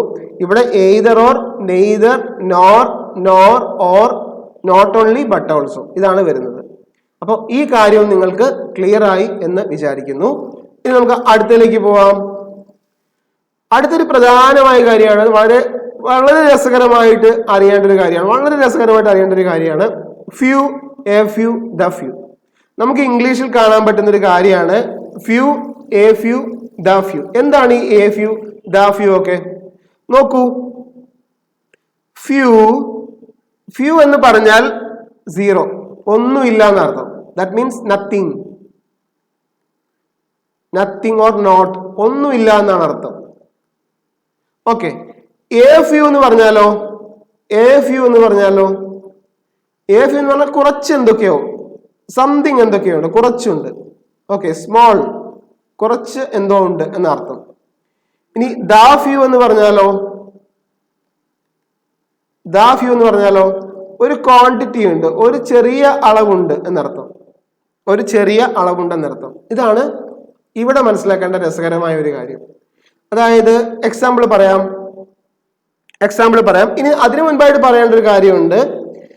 ഇവ എപ്പോഴും നമ്മൾ കൗണ്ടബിൾ നൗണിന്റെ കൂടെ മാത്രമേ ഉപയോഗിക്കാവൂ. കൗണ്ടബിൾ നൗൺ എന്ന് പറഞ്ഞാൽ എന്താ അർത്ഥം? എണ്ണാൻ പറ്റുന്ന നൗണുകൾ. നമുക്ക് എണ്ണാൻ പറ്റും. ഇവ എങ്ങനെയാണ്? കുറച്ച് കൗണ്ടബിൾ നൗണിന്റെ എക്സാമ്പിൾ നമുക്ക് നോക്കാം. ഇപ്പൊ കാറ് നമുക്ക് എണ്ണാൻ പറ്റില്ലേ? ബൈക്ക് നമുക്ക് എണ്ണാൻ പറ്റില്ലേ? ചെയർ നമുക്ക് എണ്ണി തിട്ടപ്പെടുത്താൻ പറ്റും ഇല്ലേ? ഒരുപാടുണ്ട്, ഒരുപാട് വസ്തുക്കളുണ്ട്. പേനയെ നമുക്ക് എണ്ണാൻ പറ്റും. പെൻസിൽ, ടേബിൾ, അങ്ങനെ ഒരുപാട് നിറയെ ഒബ്ജക്റ്റുകൾ. അതായത് നമുക്ക് എണ്ണി പറയാനാവുന്നവയെ നമുക്ക് എന്ത് ചെയ്യാം? കൗണ്ടബിൾ നൗൺ എന്ന് പറയാം. നമുക്ക് എണ്ണി പറയാനാവുന്ന നൗണുകളെ കൗണ്ടബിൾ നൗണുകൾ എന്ന് പറയും, അഥവാ എണ്ണാനാവുന്ന നാമങ്ങൾ എന്ന് പറയും. ഇപ്പൊ നമ്മൾ പറഞ്ഞ എല്ലാ നാമങ്ങളാണ് അല്ലേ? എല്ലാം നമ്മുടെ നാമങ്ങളാണ്. അപ്പൊ കൗണ്ടബിൾ നൗൺ എന്ന് പറയുന്നത് എണ്ണാനാവുന്നവയാണ്. അപ്പോൾ എണ്ണാൻ സാധിക്കുന്ന നൗണുകൾക്ക് മുൻപായിട്ടാണ് നമ്മൾ ഇവ ഉപയോഗിക്കേണ്ടത്. ഒരു എക്സാമ്പിൾ നമുക്ക് പറയാം. I have few friends. I have a few friends. അടുത്തൊരു example. I have a few friends. I have a few friends. ഇവിടെ നോക്കിയേ, ഇവിടെ few ആണ്, ഇവിടെ a few ആണ്. ഇനി വീണ്ടും I have the few friends. I have the few friends. എന്താണ് ഇതിന്റെ മീനിങ്? ഇവിടെ നമുക്ക് എന്താ മീനിങ് തരുന്നത്? നെഗറ്റീവ് മീനിങ് ആ. എനിക്ക് സുഹൃത്തുക്കളൊന്നും ഇല്ല എന്നർത്ഥം. എനിക്ക് തീരെ സുഹൃത്തുക്കളില്ല. ഐ ഹാവ് ഫ്യൂ ഫ്രണ്ട്സ് എന്ന് പറഞ്ഞാൽ എനിക്ക് സുഹൃത്തുക്കളെ ഇല്ല എന്നാണ് സെൻസ് തരുന്നത്. I have A few friends എന്ന് പറഞ്ഞാലോ എനിക്ക് കുറച്ച് സുഹൃത്തുക്കളുണ്ട്, എനിക്ക് കുറച്ച് കൂട്ടുകാരുണ്ട്, വളരെ കുറച്ചേ ഉള്ളൂ. ഇനി I have the few friends എന്ന് പറഞ്ഞാലോ എനിക്ക് ഒരു നമ്പർ ഉണ്ട്, ഒരു ക്വാണ്ടിറ്റി ഓഫ് സുഹൃത്തുണ്ട്, കുറച്ച് നമ്പേഴ്സ്. അല്ലെങ്കിൽ എനിക്ക് 4 കൂട്ടുകാരുണ്ട്, അല്ലെങ്കിൽ 5 കൂട്ടുകാരുണ്ട്, അല്ലെങ്കിൽ എനിക്ക് ഒരു 10 കൂട്ടുകാരുണ്ട്. അപ്പോൾ ഒരു ചെറിയ ക്വാണ്ടിറ്റി ആണെങ്കിൽ അത് ദ ഫ്യൂ എന്ന് പറയും. ഒരു ചെറിയ എണ്ണമാണെങ്കിൽ അത് ദ ഫ്യൂ ആണ്. വളരെ കുറച്ചേ ഉള്ളെങ്കിൽ അത് എ ഫ്യൂ ആണ്. ഒന്നുമില്ലെങ്കിൽ അത് ഫ്യൂ ആണ്. അപ്പോൾ ഈ കാര്യങ്ങൾ മറക്കാതെ ഓർമ്മിച്ച് വെക്കുക. Few, a few, the few. A few means nothing or no, ഒന്നുമില്ല. എ ഫ്യൂ മീൻസ് സ്മോൾ, കുറച്ചുണ്ട്. ദ ഫ്യൂ മീൻസ് ക്വാണ്ടിറ്റി, ഒരു പ്രത്യേക അളവിലുള്ള, ഒരു കുറച്ച് പേരുണ്ട് അല്ലെങ്കിൽ കുറച്ച് ആളുകളുണ്ട് എന്നാണ്. Few students, A few students, the few students. Okay. Few members, A few members, the few members എന്നൊക്കെ പറഞ്ഞ ഒരുപാട് ശൈലികൾ നമുക്ക് ഇംഗ്ലീഷിൽ കാണാൻ സാധിക്കും. ഇപ്പൊ എയർ സ്പോർട്ടിങ്ങിലൊക്കെ നമുക്കിത് നിരന്തരമായിട്ട് നമ്മുടെ ബാങ്ക് എക്സാമിനും SSCയിലൊക്കെ ചോദിക്കുന്ന ഒരു കാര്യമാണ്. അപ്പൊ ഇവിടെ നിങ്ങൾ മനസ്സിലാക്കേണ്ട ക്ലാരിറ്റി എന്താണ്? ഇത് എപ്പോഴും നമ്മൾ കൗണ്ടബിൾ നൗണിന്റെ കൂടെ മാത്രമേ ഉപയോഗിക്കാവൂ. അതായത് എണ്ണാൻ പറ്റുന്ന നാമങ്ങൾ. ഇപ്പൊ സ്റ്റുഡൻസും ഫ്രണ്ട്സും ഇവരെയൊക്കെ നമുക്ക് എണ്ണാൻ സാധിക്കും. അപ്പൊ എണ്ണാൻ പറ്റുന്ന നാമങ്ങളുടെ ഒപ്പമാണ് ഇത് ഉപയോഗിക്കേണ്ടത്. അപ്പൊ നമ്മൾ 5 കാര്യങ്ങൾ, പ്രധാനപ്പെട്ട 5 കാര്യങ്ങൾ നമ്മൾ പഠിച്ചു കഴിഞ്ഞു. ഇനി നമുക്ക് ഇതുമായി ബന്ധപ്പെട്ട അടുത്തൊരു കാര്യം കൂടെ നമുക്ക് ഒരുമിച്ച് പഠിക്കാം. ഇതുപോലെ തന്നെ ഫ്യൂ പോലെ തന്നെ ഉപയോഗിക്കുന്ന ഇംഗ്ലീഷിലെ മറ്റൊരു കാര്യമാണ് little. A little, the little. സംഭവം എന്താണ്? ഒരേ മീനിങ് തന്നെയാണ്. ലിറ്റിലും എ ലിറ്റിലും ദ ലിറ്റിലും ഒരേ മീനിങ് ആണ്. ഇവിടെ ഫ്യൂ എങ്ങനെയായിരുന്നോ, എ ഫ്യൂ എങ്ങനെയായിരുന്നോ, ദ ഫ്യൂ എങ്ങനെയായിരുന്നോ, അതുപോലെയാണ് ലിറ്റിലും എ ലിറ്റിലും ദ ലിറ്റിലും. ഇനി എങ്ങനെയാണ് ഇതിന്റെ കോണ്ടെക്സ്റ്റ് മാറുന്നത് നമുക്ക് നോക്കാം. വളരെ രസകരമായിട്ടുള്ള, വളരെ ഇൻട്രസ്റ്റിംഗ് ആയിട്ടുള്ള ഒരു കാര്യമാണത്. നമ്മൾ ലിറ്റിൽ, എ ലിറ്റിൽ, ദ ലിറ്റിലൊക്കെ ഉപയോഗിക്കുന്ന എന്തിന്റെ കൂടെയാണെന്നറിയാമോ? അൺകൗണ്ടബിൾ നൗണിന്റെ കൂടെ അൺകൗണ്ടബിൾ നൗൺ. എന്താണ് ഈ അൺകൗണ്ടബിൾ നൗൺ എന്ന് പറഞ്ഞാല്? നമുക്ക് എണ്ണാൻ സാധിക്കില്ല, എണ്ണാൻ സാധിക്കാത്തത്, എണ്ണാൻ സാധിക്കാത്തത്, നമുക്ക് എണ്ണാൻ സാധിക്കാത്തതാണ് അൺകൗണ്ടബിൾ നൗൺ. ഏതൊക്കെ അൺകൗണ്ടബിൾ നൗൺ? ഒരുപാട് അൺകൗണ്ടബിൾ നൗൺ ഉണ്ട്. For example water. നമുക്ക് വെള്ളത്തെ എണ്ണാൻ പറ്റുമോ? ഒരു വെള്ളം, രണ്ട് വെള്ളം, മൂന്ന് വെള്ളം, നാല് വെള്ളം എണ്ണാൻ പറ്റുമോ? ഇല്ല. റെയിൻ, മഴയെ നമുക്ക് എണ്ണാൻ പറ്റുമോ? ഒരു മഴ, രണ്ട് മഴ, മൂന്ന് മഴ, നാല് മഴ എന്ന് പറയാൻ പറ്റുമോ? ബ്ലഡ്, നമുക്ക് രക്തത്തെ എണ്ണാൻ സാധിക്കുമോ? ഇല്ലല്ലോ. മിൽക്ക്, പാല്, പാലിനെ നമുക്ക് എണ്ണാൻ പറ്റുമോ? ഒരു പാല്, രണ്ട് പാല്, മൂന്ന് പാലെന്ന് പറയാൻ പറ്റില്ലല്ലോ. പാലിനെ നമുക്ക് എണ്ണാൻ സാധിക്കില്ല, പക്ഷെ നമുക്കതിനെ അളക്കാൻ സാധിക്കും അല്ലെ, ലിറ്റർ. വാട്ടറിനെ നമുക്ക് ലിറ്റർ ആക്കാം, അളക്കാൻ പറ്റും, പക്ഷെ എണ്ണാൻ സാധിക്കുകയില്ല. അപ്പൊ നമ്മൾ എന്താണ് ഇവിടെ മനസ്സിലാക്കേണ്ടത്? നമുക്ക് എണ്ണാൻ സാധിക്കാത്തതും നൗണുകളാണ് അല്ലെ. നമുക്ക് കാണാൻ സാധിക്കുന്നതും എണ്ണാൻ സാധിക്കുന്നതും നൗണുകളാണ്. അതേസമയം കാണാൻ സാധിക്കുന്നതെല്ലാം നമുക്ക് എണ്ണാൻ സാധിക്കുകയില്ല. ഇപ്പൊ കാറ്റ്, കാറ്റിനെ നമുക്ക് എണ്ണാൻ പറ്റുമോ? വായുവിനെ നമുക്ക് എണ്ണാൻ പറ്റില്ലല്ലോ. ഓയിൽ, എണ്ണ, ഇവയൊന്നും നമുക്ക് എണ്ണാൻ പറ്റില്ലല്ലോ അല്ലെ. ഒരുപാട്. ഇപ്പൊ മഞ്ഞ്, മഞ്ഞിനെ എണ്ണാൻ പറ്റില്ല, വായുവിനെ എണ്ണാൻ പറ്റില്ല, വെയിലിനെ എണ്ണാൻ പറ്റില്ല, ചൂടിനെ എണ്ണാൻ പറ്റില്ല.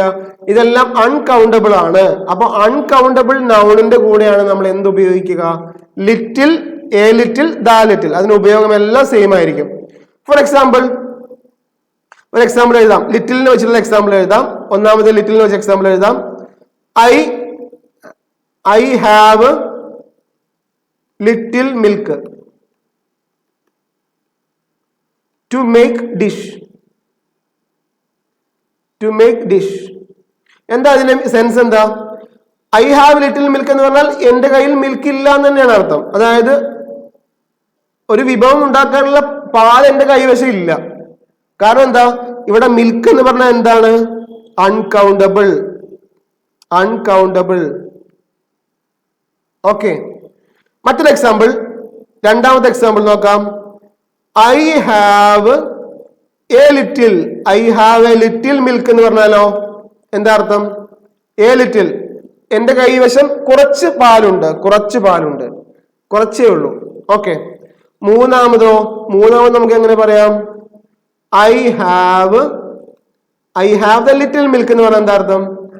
അപ്പോൾ ഒരു കുറച്ച് അളവുണ്ട്, ചിലപ്പോൾ ഒരു ഹാഫ് ലിറ്റർ ആവാം, അല്ലെങ്കിൽ ഒരു ഹാഫ് ബോട്ടിൽ ആവാം, അല്ലെങ്കിൽ ഒരു ഫുൾ ബോട്ടിൽ ആവാം, അല്ലെങ്കിൽ ഒരു ക്വാർട്ടർ ബോട്ടിൽ ആവാം, വട്ട് എവർ. അപ്പൊ ഒരു ക്വാണ്ടിറ്റി ആണ് കാണിക്കുന്നത്. അപ്പൊ നമ്മൾ മനസ്സിലാക്കേണ്ടത് എന്താണ്? Few, a few, the few. ഇത് ഉപയോഗിക്കേണ്ടത് കൗണ്ടബിൾ നൗണിന് മുൻപായിട്ട്, കൗണ്ടബിൾ നൗണിന് മുൻപായിട്ട്. ഇനി little, A little, the little, ഇവ ഉപയോഗിക്കേണ്ടത് അൺകൗണ്ടബിൾ നൗണിന് മുൻപായിട്ട്, അൺകൗണ്ടബിൾ നൗണിന് മുൻപായിട്ട്. ഇതാണ് അഞ്ചാമതായിട്ട് പ്രധാനമായും നമുക്ക് മനസ്സിലാക്കാനുള്ള ഒരു കാര്യം. എല്ലാവർക്കും ഈ ഒരു സംഭവം എന്താണെന്ന് പിടികെട്ടി കാണും. ഇത്രയേ ഉള്ളൂ. ഇംഗ്ലീഷും ഇത്രയേ ഉള്ളൂ. ഇംഗ്ലീഷിന്റെ എല്ലാ ടോപ്പിക്സും ഇത്രയേ ഉള്ളൂ. നമ്മൾ ഇതിനെ ഭയങ്കര കോംപ്ലിക്കേറ്റ് ചെയ്യാണ്. എന്തോ ഒരു വലിയ സംഭവം പഠിക്കുകയാണ്, അല്ലെങ്കിൽ എന്തോ ഭയങ്കര ടഫായിട്ടുള്ള, അതൊക്കെ നമ്മുടെ ഒരു തോട്ട് മാത്രമാണ്. വളരെ ഈസി ആയിട്ട് പഠിക്കാവുന്ന ഏരിയ ആണ് ഇംഗ്ലീഷ്. നമുക്ക് അടുത്തതിലേക്ക് പോവാം. Neither of, either of, none of. നോക്കിയേ, ഒരു സെന്റൻസില് നെയ്തർ ഓഫ് എന്ന് വരികയാണെങ്കിൽ, എയ്തർ ഓഫ് എന്ന് വരികയാണെങ്കിൽ, നൺ ഓഫ് എന്ന് വരികയാണെങ്കിൽ എപ്പോഴും എന്ത് ചെയ്യുക? പ്ലൂരൽ നൗണും സിംഗുലർ വെർബും ഉപയോഗിക്കുക. സാധാരണ പ്ലൂരൽ നൗൺ വന്നാൽ പ്ലൂരൽ വെർബ് ഉപയോഗിക്കണം എന്നല്ലേ നമ്മൾ നേരത്തെ പറഞ്ഞത്. അപ്പൊ അതിൽ നിന്നുള്ള എക്സെപ്ഷണൽ കേസ് ആണിത്. ഒരു സെന്റൻസിൽ neither of, either of, none of ഇവ വന്നാൽ അതിനുശേഷമുള്ള നൗൺ പ്ലൂറൽ ആയിരിക്കണം, വെർബ് സിംഗുലർ ആയിരിക്കണം. എക്സാമ്പിൾ നോക്കാം. Neither of these two girls. കണ്ടോ, നെയ്തർ ഓഫ് വന്നു, നെയ്തർ ഓഫ് വന്നു, അതിനുശേഷം ടു ഗേൾസ് വന്നു. അപ്പൊ എന്താണ് നമ്മുടെ ഈ റൂള് വന്നല്ലോ, റൂള് വന്നല്ലോ. എന്താണ്, പ്ലൂറൽ നൗൺ തന്നെയാണ്. പക്ഷേ അതിനുശേഷം ഈസ ഉപയോഗിച്ച് നമ്മൾ എപ്പോഴും വിചാരിക്കും 2 പെൺകുട്ടികളല്ലേ, അപ്പോൾ അവിടെ 6 വരേണ്ടേ എന്ന് ചിന്തിക്കും. 6 വരേണ്ടതാണ്. പക്ഷെ ഇപ്പൊ ഇവിടെ എന്തുകൊണ്ട് വന്നില്ല? ഈ സെന്റൻസ് നെയ്തർ ഓഫ് എന്നത് തുടങ്ങിയതിനാൽ. അതുകൊണ്ട് നൗൺ പ്ലൂറൽ ആയാലും വെർബ് സിംഗുലർ ആയിരിക്കണം എന്നുള്ളത് ഓർമ്മിച്ചു വെക്കാം. ഓക്കെ, മറ്റൊരു എക്സാമ്പിൾ നോക്കൂ. either of you was, either of you was absent from the class. കാരണം എന്തുകൊണ്ടാ? either of വന്നതിനാൽ. നമ്മൾ നേരത്തെ പഠിച്ചു യു എന്ന പ്രോനൗണിനെ നമ്മൾ എപ്പോഴും പ്ലൂറൽ ആയിട്ടാണ് ട്രീറ്റ് ചെയ്യുന്നത്. യു എന്ന പ്രോനൗണിനെ നമ്മൾ യു ആയിട്ടാണ് യു എപ്പോഴും പ്ലൂറൽ ആണ് അല്ലെ? അങ്ങനെയെങ്കിൽ അവിടെ വാസ് വരാൻ പാടില്ലല്ലോ. കാരണം വാസ് എപ്പോഴും ഉപയോഗിക്കുന്നത് എന്തിന്റെ കൂടെയാണ്? സിംഗുലറിന്റെ കൂടെ അല്ലെ? സിംഗുലറിന്റെ കൂടെ. പക്ഷെ ഇവിടെ നമ്മൾ എന്താണ്, യുവിന് ശേഷം വാസ് ഉപയോഗിച്ചു. എന്തുകൊണ്ട്? either of. ഓക്കെ, ഇതാണ് 6ാമതായി മനസ്സിലാക്കാനുള്ളത്. ഒന്നുകൂടെ പറയാം. neither of, either of, none of എന്ന സെന്റൻസിൽ വന്നാൽ അതിനുശേഷം ഉപയോഗിക്കുന്ന നൗൺ അഥവാ ഒരു വ്യക്തിയുടെ പേരോ ഒരു വസ്തുവിന്റെ പേരോ അല്ലെങ്കിൽ ഒരു പ്രോനൗണോ എന്തോ ആവാം, അത് പ്ലൂറലായിരിക്കണം.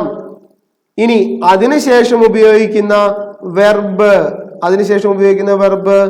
സിംഗുലർ ആയിരിക്കണം. ഇതാണ് പ്രധാനമായി മനസ്സിലാക്കേണ്ട കാര്യം. ഓക്കെ, അപ്പൊ നമുക്ക് അടുത്തതിലേക്ക് പോയാലോ നമുക്ക് sometimes word like somebody. ഇനി അടുത്തൊരു കാര്യമാണ്, അടുത്തൊരു രസകരമായിട്ടുള്ള കാര്യമാണ് നമ്മൾ പറയുന്നത്. ഒരു സെന്റൻസിൽ നമുക്ക് somebody വെച്ച് തുടങ്ങാം, everybody വെച്ച് തുടങ്ങാം, each വെച്ച് തുടങ്ങാം, nobody വെച്ച് തുടങ്ങാം, anybody വെച്ച് തുടങ്ങാം, everyone വെച്ച് തുടങ്ങാം, everybody വെച്ച് തുടങ്ങാം, nothing വെച്ച് തുടങ്ങാം, every വെച്ച് തുടങ്ങാം, anything വെച്ച് തുടങ്ങാം. സബ്ജക്റ്റിന്റെ സ്ഥാനത്ത് നമുക്ക് ഇത്രയും വാക്കുകൾ വെച്ച് തുടങ്ങാനാവും. Somebody, everybody, each, nobody, anybody, everyone, everybody, nothing, every, anything. ഇതൊക്കെ നമുക്ക് വെച്ച് തുടങ്ങാനാവുമല്ലോ അല്ലെ? എങ്കിൽ ഇങ്ങനെ തുടങ്ങിയാൽ നമ്മൾ എന്ത് ചെയ്യുക? വെർബിന് സിംഗുലർ രൂപം കൊടുക്കുക. സിമ്പിൾ കാര്യമാണ്. ഓക്കെ, ഒരു ഇംഗ്ലീഷ് സെന്റൻസ് തുടങ്ങുന്നത് ഇത്രയും വാക്കുകളിൽ ഏതെങ്കിലും ഒന്നിലാണെങ്കിൽ അതിന്റെ വെർബിന്റെ ഭാഗം നിങ്ങൾ എന്ത് ചെയ്യണം? സിംഗുലർ ആക്കുക. Singular verb. നമുക്ക് പലപ്പോഴും സംശയം തോന്നുന്ന ഒരു ഭാഗമാണത്. ഓക്കെ, എക്സാമ്പിൾ നോക്കിയേ. Nobody knows. നമുക്കറിയാം നോ എന്ന് പറഞ്ഞാൽ ബേസ് ഫോം അഥവാ പ്ലൂറൽ. ഇനി നോസ് എന്ന് പറഞ്ഞാൽ എന്താണ്? സിംഗുലർ. നോസ് എന്ന് പറഞ്ഞാൽ സിംഗുലർ. അപ്പോൾ നോബഡി വന്നതിനാൽ നമ്മൾ വെർബിന്റെ എന്ത് രൂപം കൊടുത്തു? സിംഗുലർ രൂപം കൊടുത്തു. ഓക്കെ, മറ്റൊരു എക്സാമ്പിൾ. Nothing is impossible. നമുക്കറിയാം നമ്മൾ എപ്പോഴും നമ്മുടെ വാട്സപ്പിലെ സ്റ്റാറ്റസും അല്ലെങ്കിൽ വാട്സപ്പില് എന്താണ് നമ്മുടെ പ്രധാനപ്പെട്ട വാക്കുകളായിട്ടൊക്കെ നമ്മൾ കോട്ട് ചെയ്തിടുന്ന ഒരു വാക്കാണ് നത്തിങ് ഈസ് ഇമ്പോസിബിൾ. നിങ്ങൾ ആലോചിച്ച് നോക്കൂ. നത്തിങ് കണ്ടോ, ഇവിടെ ഉണ്ട് നത്തിങ്. നത്തിങ്ങിൽ ഒരു സെന്റൻസ് തുടങ്ങിയതിനാൽ ഇവിടെ ഈസി ചേർത്തു. കാരണം എന്തുകൊണ്ടാ? ഇതിനെ നമ്മൾ സിംഗുലർ ആയിട്ടാ കാണുന്നേ. അതുകൊണ്ട് നമ്മൾ സിംഗുലർ വെർബ് തന്നെ ഉപയോഗിക്കുന്നു. ഓക്കെ, മനസ്സിലായിട്ടുണ്ടാവും എന്ന് വിചാരിക്കുന്നു. Nothing is impossible if you have determination. നിങ്ങൾക്ക് ഉറച്ച തീരുമാനങ്ങൾ ഉണ്ടെങ്കിൽ നിങ്ങൾക്ക് അസാധ്യമായി ഒന്നുമില്ല എന്ന് പറയുന്ന ഒരു കാര്യമാണത് അല്ലെ? അസാധ്യമായി നിങ്ങൾക്ക് ഒന്നും തന്നെ ഇല്ല. അസാധ്യമായിട്ട് നിങ്ങൾക്ക് ഒന്നും തന്നെ ഇല്ല. നിങ്ങളുടെ ഡിറ്റർമിനേഷൻ ആണ് പ്രധാനം അല്ലെ? അപ്പോൾ ഇവിടെ നമുക്ക് എന്ത് ചെയ്യാൻ പറ്റും? സിംഗുലർ ആയിട്ട് ട്രീറ്റ് ചെയ്യാൻ പറ്റും. ഇനി അടുത്ത് നോക്കാം ഈച്ച്. ഇതാ ഇവിടെ ഒരു ഈച്ച് ഉണ്ടല്ലോ, ഈച്ച്. ഒരു സെന്റൻസ് തുടങ്ങുന്നത് ഈച്ചിലാണെങ്കിൽ ഈച്ച് ബോയ് ഈസ്, കണ്ടോ, singular verb. Singular verb. Each boy എന്ന് പറയുമ്പോൾ സിംഗുലർ വെർബ് ആണ്, സിംഗുലർ വെർബ് ആണ്. Okay, so each boy is good in maths. നമ്മൾ വിചാരിക്കും ഇവിടെ ഈച്ച് ബോയ് ഈസ്, ഇത് സിംഗുലർ ആണ്, ഇവിടെ വെർബും സിംഗുലർ ആണ്, നമ്മുടെ സബ്ജക്റ്റും സിംഗുലർ ആണ്. പക്ഷെ വാട്ട് എവർ എന്ത് തന്നെയാണെങ്കിലും സംബടി വന്നാൽ, ഒരു ഇംഗ്ലീഷ് സെന്റൻസിന്റെ തുടക്കത്തിൽ സംബടി വന്നാൽ, എവരിബഡി വന്നാൽ, ഈച്ച് വന്നാൽ, നോബഡി വന്നാൽ, എനിബഡി വന്നാൽ, എവരി വൺ വന്നാൽ, എവരിബഡി വന്നാൽ, നത്തിങ് വന്നാൽ, എവരി വന്നാൽ, എനിത്തിങ് വന്നാൽ, എപ്പോഴും എന്ത് ചെയ്യുക? സിംഗുലർ വെർബ് ഉപയോഗിക്കുക. സിംഗുലർ വെർബ് ഉപയോഗിക്കുക. സിംഗുലർ വെർബ് ഉപയോഗിക്കുക. ഇതാണ് പ്രധാനമായിട്ട് മനസ്സിലാക്കാനുള്ളത്. നമുക്ക് അടുത്തതിലേക്ക് പോകാം അല്ലേ? അപ്പൊ ഇപ്പൊ നമ്മള് ഇത്രയും കാര്യങ്ങൾ 7 എണ്ണം നമ്മൾ ഡിസ്കസ് ചെയ്തു. പ്രധാനപ്പെട്ട 7 പ്രധാന കാര്യങ്ങൾ നമ്മൾ ഡിസ്കസ് ചെയ്തു. നമുക്കിനി അടുത്തതിലേക്ക് പോവാം. നോക്കൂ, if following expressions are followed by uncountable noun, we use singular verb. വീണ്ടും ഒരു പ്രധാന കൗതുകകരമായിട്ടുള്ള വളരെ രസകരമായിട്ടുള്ള ഒരു കാര്യമാണ്. അൺകൗണ്ടബിൾ നൗൺ നമുക്ക് അറിയാം, എണ്ണാനാവാത്തതാണ് അല്ലേ? എണ്ണാനാവാത്തതാണ് അൺകൗണ്ടബിൾ നൗൺ. അപ്പൊ നോക്കൂ, if following expressions are followed by uncountable noun, we use singular verb. Simple ആണ്, നമ്മളിപ്പോ പറഞ്ഞേ ഉള്ളൂ. അതായത് ഇവിടെ നിങ്ങൾ മനസ്സിലാക്കേണ്ട കാര്യം, അൺകൗണ്ടബിൾ നൗൺ എവിടെ വരുന്നുവോ നിങ്ങൾ അവിടെ എന്ത് ചെയ്യുക? സിംഗുലർ വെർബ് ഉപയോഗിക്കുക. ഓക്കെ, അൺകൗണ്ടബിൾ നൗൺ എവിടെ വരുന്നുവോ അവിടെ നിങ്ങൾ സിംഗുലർ വെർബ് ഉപയോഗിക്കുക. ഓക്കെ അല്ലേ? അൺകൗണ്ടബിൾ നൗൺ എവിടെ വരുന്നുവോ അവിടെ സിംഗുലർ വെർബ് മറക്കരുത്, singular verb. Okay, most of, half of, some of, enough of, plenty of, lot of, ഇതൊക്കെ നമ്മൾ അൺകൗണ്ടബിളിന്റെ കൂടെ ഉപയോഗിക്കുന്നതാണ്. അൺകൗണ്ടബിളിന്റെ കൂടെ ഉപയോഗിക്കുന്ന പ്രയോഗങ്ങളാണ്. ഒരു എക്സാമ്പിൾ നോക്കൂ, സം മിൽക്ക് ഈസ് നീഡഡ്. ഇവിടെ കണ്ടുവോ? സം മിൽക്ക് എന്ന് പറഞ്ഞാൽ നമുക്കറിയാം, പാലിനെ നമുക്ക് എണ്ണാൻ പറ്റില്ലല്ലോ അല്ലെ? ഇതെന്താണ്? അൺകൗണ്ടബിൾ നൗൺ ആണ്. Uncountable noun. So uncountable noun എപ്പോ വന്നാലും നമുക്ക് എന്ത് വേണം? സിംഗുലർ വെർബ് വേണം. അൺകൗണ്ടബിൾ നൗൺ എപ്പോ വന്നാലും സിംഗുലർ വെർബ് വേണം. അങ്ങനെയെങ്കിൽ ഈസ്, കാരണം ഇവിടെ മിൽക്ക് വന്നു, ഈസ്. ഓക്കെ, അപ്പൊ എണ്ണാനാവാത്ത ഏതൊരു നൗണിന്റെ കൂടെയും സിംഗുലർ വെർബ് ഉപയോഗിക്കുക. അൺകൗണ്ടബിൾ നൗണിന്റെ കൂടെ. നമുക്ക് അടുത്തതിലേക്ക് പോവാം. കൗണ്ടബിൾ നൗൺ ആണെങ്കിൽ നമുക്ക് എന്ത് ചെയ്യാം? എണ്ണി തിട്ടപ്പെടുത്താൻ പറ്റുമല്ലോ. കൗണ്ടബിൾ നൗണിനെ നമുക്ക് എണ്ണാൻ സാധിക്കുമല്ലോ അല്ലെ? ഇപ്പൊ 1 car, 2 car, 1 2 wheeler, 2 2 wheeler, 1 bus, 2 bus, 10 bus, 15 bus അല്ലെ? 1 പേന, 10 പേന, 15 പേന, എല്ലാം കൗണ്ടബിൾ ആണ്, എണ്ണാൻ പറ്റും നമുക്ക്. ഫ്രണ്ട്സ്, 4 കൂട്ടുകാർ, 2 ഫ്രണ്ട്സ്, 2 കൂട്ടുകാർ, 10 കൂട്ടുകാർ അല്ലെ? എല്ലാം കൗണ്ടബിൾ ആണ്, എണ്ണാൻ സാധിക്കും. അപ്പൊ എണ്ണാൻ സാധിക്കുന്നതിന്റെ കൂടെ നമുക്ക് എന്ത് ചെയ്യാൻ പറ്റും? സിംഗുലർ എന്ന രീതിയിലും പ്ലൂറൽ എന്ന രീതിയിലും മാറ്റാൻ സാധിക്കും. ഓക്കെ, ഇനി നോക്കൂ, most of, half of, some of, enough of, plenty of, a lot of, ഇവയെല്ലാം നമുക്ക് കൗണ്ടബിൾ നൗണിന്റെ കൂടെ ഉപയോഗിക്കാനാവും.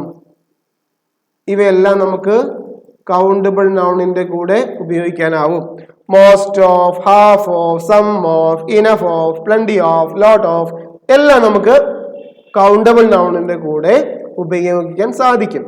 എക്സാമ്പിൾ നോക്കാം. സം ക്വസ്റ്റ്യൻസ് ആർ, നോക്കിയ ചോദ്യങ്ങളാണ്. ചോദ്യങ്ങളെ നമുക്ക് എണ്ണാനാവില്ലേ? ചോദ്യങ്ങളെ നമുക്ക് എണ്ണാൻ സാധിക്കില്ലേ? ഒരു ചോദ്യം 10 ചോദ്യങ്ങൾ, 100 questions, 50 questions, 25 questions അല്ലെ? Marks 25 marks, 100 marks. അപ്പൊ നോക്കൂ, എണ്ണാൻ സാധിക്കും. അതിനാൽ നമ്മൾ 6 കൊടുത്തു. നമുക്ക് അവിടെ എണ്ണാൻ പറ്റുമല്ലോ, 6 കൊടുത്തു. Most of the boys were, ആൺകുട്ടികളാണ്. ആൺകുട്ടികൾ നമുക്ക് എണ്ണാൻ പറ്റില്ലേ? എത്ര ആൺകുട്ടികൾ? 10 ആൺകുട്ടികൾ. ഇപ്പൊ ഒരു ക്ലാസ്സിൽ 50 ആൺകുട്ടികൾ, 40 പെൺകുട്ടികൾ. ഓക്കെ, എണ്ണാൻ പറ്റും. അപ്പൊ എണ്ണാൻ പറ്റുന്ന രൂപങ്ങൾക്ക് നമുക്ക് സിംഗുലർ പ്ലൂറൽ രൂപങ്ങളാക്കാൻ സാധിക്കും. ഓക്കെ, അടുത്തത് വളരെ പ്രധാനപ്പെട്ട മറ്റൊരു വളരെ ഇമ്പോർട്ടന്റ് ആയിട്ടുള്ള, എന്നാൽ വളരെ രസകരമായ ഒരു കാര്യമാണ്. നമുക്ക് ഒരു ഇംഗ്ലീഷ് സെന്റൻസ് മോർ ദാൻ വണ്ണിൽ തുടങ്ങിയാൽ, ഒരു English sentence more than one, നോക്കിയേ, മോർ ദാൻ വൺ. നമ്മളിത് ഈ ഒരു ഇത് കാണുമ്പോൾ മോർ ദാൻ വൺ എന്ന് പറയുമ്പോൾ ഒന്നിൽ കൂടുതലാവില്ലേ എന്നൊക്കെ ചിന്തിക്കും അല്ലെ? ഒന്നിൽ കൂടുതലല്ല, അല്ലെങ്കിൽ ഒരാളിൽ കൂടുതലല്ലേ എന്നൊക്കെ നമ്മൾ ചിന്തിക്കും. പക്ഷെ അങ്ങനെ ചിന്തിക്കേണ്ട ആവശ്യമില്ല. More than one. അപ്പൊ എങ്ങനെയാണ്? മോർ ദാൻ വൺ എന്ന് വന്നാൽ സിംഗുലർ. ഓക്കെ, ഒരു ഇംഗ്ലീഷ് സെന്റൻസ് തുടങ്ങുന്നത്, അതായത് സബ്ജക്റ്റിന്റെ സ്ഥാനത്ത് അഥവാ നൗണിന്റെ സ്ഥാനത്ത്, സബ്ജക്റ്റിന്റെ സ്ഥാനത്ത് ഇങ്ങനെയാണ് തുടങ്ങുന്നതെങ്കിൽ വെർബ് എന്താവുക? സിംഗുലർ ആവുക. ഇതാണ് സബ്ജക്ട് വെർബ് എഗ്രിമെന്റ്. നമ്മളിപ്പോ സബ്ജക്ട് വെർബ് എഗ്രിമെന്റിനെ കുറിച്ചല്ലേ പഠിച്ചുകൊണ്ടിരിക്കുന്നത്. ഓക്കെ, അപ്പൊ മോർ ദാൻ വൺ എന്ന് വന്നാൽ സിംഗുലർ. മോർ ദാൻ വൺ എന്നാണ് ഒരു ഇംഗ്ലീഷ് സെന്റൻസ് തുടങ്ങുന്നത്. ഒരു സെന്റൻസ് തുടങ്ങുന്നത് മോർ ദാൻ വണ്ണിലാണെങ്കിൽ was, singular verb. Okay, singular verb. ഇനി more than one man was, singular verb. ഇപ്പൊ നമുക്ക് മനസ്സിലായി കാണും, ഒരു ഇംഗ്ലീഷ് സെന്റൻസ് മോർ ദാൻ വണ്ണിൽ തുടങ്ങിയാൽ വെർബ് സിംഗുലർ. അടുത്തതിലേക്ക് പോവാം. അപ്പൊ നിങ്ങൾക്ക് അതിനെ കൂടെ ഒരു കാര്യം കൂടെ പറഞ്ഞു തരാനുണ്ട്. മോർ ദാൻ വൺ ആണെങ്കിൽ സിംഗുലർ അല്ലേ? അപ്പൊ മോർ ദാൻ 2 ആണെങ്കിലോ plural, simple. More than 2, more than 3, more than 4, more than 10, more than 15, more than 25, more than 100 എന്നൊക്കെ നമുക്ക് പറയാം. മോർ ദാൻ 1 ആണെങ്കിൽ സിംഗുലർ വെർബ്. മോർ ദാൻ 2, അതായത് ഒന്ന് കഴിഞ്ഞ് 2-നപ്പുറത്തേക്ക് എന്ത് വന്നാലും, 2ഉം അതിൽ കൂടുതലും എന്നാണ് കാണിക്കുന്നതെങ്കിൽ plural verb, plural. More than 2 plural, more than 3 plural, more than 15 plural, more than 25 plural, more than 50 plural, എല്ലാം പ്ലൂറൽ. ഓക്കെ, അപ്പൊ മോർ ദാൻ 1 എങ്കിൽ verb singular. More than 2, more than 3, more than 4, more than 5, more than 6 ഇവയെല്ലാം ആണെങ്കിൽ verb plural ആയിരിക്കണം. Okay, ഇനി നമുക്ക് അടുത്തൊരു കാര്യത്തിലേക്ക് പോവാം. പ്ലൂറൽ സബ്ജക്റ്റും പ്ലൂറൽ വെർബും ഒന്നും കൺഫ്യൂഷൻ ആവാനില്ല, വളരെ സിമ്പിൾ ആയിട്ട് മനസ്സിലാക്കേണ്ട ഒരു കാര്യമാണ്. ഇതിപ്പോ നമുക്ക് പഠിക്കേണ്ട ആവശ്യമില്ലല്ലോ, അറിയാലോ. പ്ലൂറൽ സബ്ജക്റ്റ് എന്നാൽ പ്ലൂറൽ വെർബ് അല്ലേ? ഇപ്പൊ ദേ വന്നാൽ നമുക്കറിയാം, അതിനുവേണ്ടി ഒന്നെങ്കിൽ ദേ വെയർ ആവും, ദേ ഹാവ് ആവും, ദേ ഹാഡ് ആവും, എന്നൊക്കെ നമുക്കറിയാലോ. ദേ ആർ ആവും. ഓക്കെ, അറിയാലോ. അതുപോലെയാണ് സംഭവം. പ്ലൂറൽ സബ്ജക്റ്റ് വന്നാൽ പ്ലൂറൽ വെർബ് വരുന്നത് ഈ കേസുകളിലും അങ്ങനെയാണ് വരിക. നോക്കിയേ, many, A great many, A good many, many of, A great many of, A good many of, both, several, various, both of, several of, various of, few, a few, very few, few of, a few of, very few of. നമ്മളിപ്പോ ഫ്യൂവിനെ കുറിച്ചൊക്കെ പഠിച്ചല്ലേ ഉള്ളൂ. അപ്പോ ഒരു English സെന്റൻസിൽ ഇങ്ങനെയൊക്കെ വന്നാൽ എന്ത് ചെയ്യുക? എപ്പോഴും നമ്മൾ പ്ലൂറൽ സബ്ജക്റ്റും എഴുതുക, പ്ലൂറൽ വെർബും എഴുതുക. Plural subject, plural verb, plural subject, plural verb. Okay, അതായത് ഒന്നുകൂടെ പറയാം. ഒരു ഇംഗ്ലീഷ് സെന്റൻസിൽ സെന്റൻസ് തുടങ്ങുന്നത് മെനിയിൽ ആണെങ്കിൽ, ഗ്രേറ്റ് മെനിയിലാണെങ്കിൽ, എ ഗുഡ് മെനിയിലാണെങ്കിൽ, മെനി ഓഫിലാണെങ്കിൽ, എ ഗ്രേറ്റ് മെനി ഓഫിലാണെങ്കിൽ, both many of, both several എന്നിലാണെങ്കിൽ, ബോത്ത് ഓഫിലാണെങ്കിൽ, വേരിയസിലാണെങ്കിൽ, several of, various of, few, a few, very few, few of, a few of, very few of, ഇങ്ങനെയൊക്കെയുള്ള വാക്കുകളിലാണ് ഒരു ഇംഗ്ലീഷ് സെന്റൻസ് തുടങ്ങുന്നതെങ്കിൽ എന്ത് ചെയ്യണം? സബ്ജക്റ്റ്, അതിനുശേഷം ഉപയോഗിക്കുന്ന സബ്ജക്റ്റ് അഥവാ നൗൺ ആണല്ലോ സബ്ജക്റ്റ്, എന്തായിരിക്കണം? Noun plural. ഇനി അതിനുശേഷമുള്ള വെർബ് പ്ലൂരൽ. ഇതാണ് പ്രധാനമായി മനസ്സിലാക്കേണ്ട അടുത്തൊരു കാര്യം. അടുത്തതിലേക്ക് പോകുമ്പോൾ വളരെ രസകരമായിട്ട് നമ്മൾ എന്നും ലൈഫിൽ ഉപയോഗിക്കുന്നതായ ഒരു കാര്യമാണ്. വളരെ നമ്മൾ ഒരുപാട് കാര്യങ്ങൾ നമ്മൾ മനസ്സിലാക്കി ഉപയോഗിക്കുന്ന ഒരു കാര്യമാണിത്. എങ്ങനെയാണ്? ഒരു പ്ലൂരൽ വെർബ് യൂസ് നമ്മൾ ഉപയോഗിച്ചു കഴിഞ്ഞാൽ പ്ലൂരലായി മാറുന്ന വെർബുകൾ, ഓക്കെ, പ്ലൂരലായി മാറുന്ന ചില അഡ്ജക്റ്റീവ്സ് എന്നൊക്കെ നമ്മൾ പറയാം. അതാണ്, നോക്കിയേ, വീക്ക് എന്ന് പറയുന്നത് ദുർബലമായ അവസ്ഥ ആണല്ലേ. അതിനു മുമ്പിൽ വന്നാൽ ഇത് പ്ലൂരൽ ആവും. നോക്കി, വളരെ കൗതുകകരമായിട്ടുള്ള ഒരു കാര്യമല്ലേ അത്? വളരെ കൗതുകകരമായ കാര്യമല്ലേ? അപ്പൊ നോക്കി, റിച്ച് എന്ന വാക്കിന് മുമ്പിൽ വന്നു, ഇത് പ്ലൂരലായി. The poor plural, the honest plural, the injured plural, the dumb plural, the French plural. നോക്കി, ഏതൊരു അഡ്ജക്റ്റീവിന് മുൻപും, അഡ്ജക്റ്റീവ് എന്ന് പറഞ്ഞാൽ നമുക്ക് എന്താണ്? നാമവിശേഷണമാണ് അല്ലെ. നാമത്തെ വിശേഷിപ്പിക്കുന്നതിന് നമ്മൾ അഡ്ജക്റ്റീവ് എന്ന് പറയാം. ഹീസ് എ ഹോണസ്റ്റ് മാൻ അല്ലെ, he's A poor man, he's A poor man എന്നൊക്കെ നമ്മൾ പറയാറുണ്ട് അല്ലെ. ഹീസ് വെരി റിച്ച് എന്നൊക്കെ പറയാറുണ്ട്. അപ്പൊ നോക്കി, നാമവിശേഷണം, ഒരാളുടെ നാമത്തെ വിശേഷിപ്പിക്കുന്ന വാക്കുകളാണിവ. അപ്പോൾ ചില അഡ്ജക്റ്റീവ്സ്, നാമവിശേഷണങ്ങൾക്ക് മുൻപിൽ നമ്മൾ ഇട്ട് കഴിഞ്ഞാൽ എന്തായി മാറും? ഇത് പ്ലൂറൽ സബ്ജക്റ്റ് ആയി മാറും. ഓക്കെ, വളരെ രസകരമായിട്ടുള്ള ഒരു അറിവാണ് അല്ലെ. ദ പുവർ ആർ, നോക്കൂ, ആറായി മാറി അല്ലെ. ദ പുവർ ആർ, കാരണം വന്നതിനാൽ. ദ റിച്ച് ആർ, ഇങ്ങനെയാണ് നമ്മൾ ഈ ശൈലിയെ ഉപയോഗിക്കേണ്ടത്. അപ്പൊ നമ്മൾ 12 കാര്യങ്ങൾ നമ്മളിപ്പോ മനസ്സിലാക്കി കഴിഞ്ഞു. 12 പ്രധാനപ്പെട്ട ട്രിക്ക്, 12 പ്രധാനപ്പെട്ട ആശയങ്ങൾ, ഐഡിയാസ് നമ്മൾ മനസ്സിലാക്കി കഴിഞ്ഞു. അടുത്തതിലേക്ക് പോവാം. ഈഫ് നത്തിങ് എന്നോ, നത്തിങ് ബട്ട് എന്നോ, എവറിത്തിങ് ബട്ട് എന്നോ ഒക്കെ നമ്മൾ സെന്റൻസിൽ തുടങ്ങിയാൽ, ഒരു ഇംഗ്ലീഷ് സെന്റൻസ് എഴുതുമ്പോൾ നമ്മൾ nothing but, anything but, everything but എന്നൊക്കെ പറഞ്ഞ് തുടങ്ങിയാൽ എന്താവും സംഭവം? വെർബ് സിംഗുലറായി ഉപയോഗിക്കുക. നമ്മൾ നേരത്തെ നത്തിങ് ഇസ് ഇമ്പോസിബിൾ എന്ന് പറഞ്ഞല്ലോ, അതിന് പോലെ തന്നെ നോക്കൂ, നത്തിങ് ബട്ട് മിൽക്ക് ഈസ്. ഇവിടെ എന്തുകൊണ്ട് ഈസ് ഉപയോഗിച്ചു? കാരണം നത്തിങ്ങിൽ തുടങ്ങി.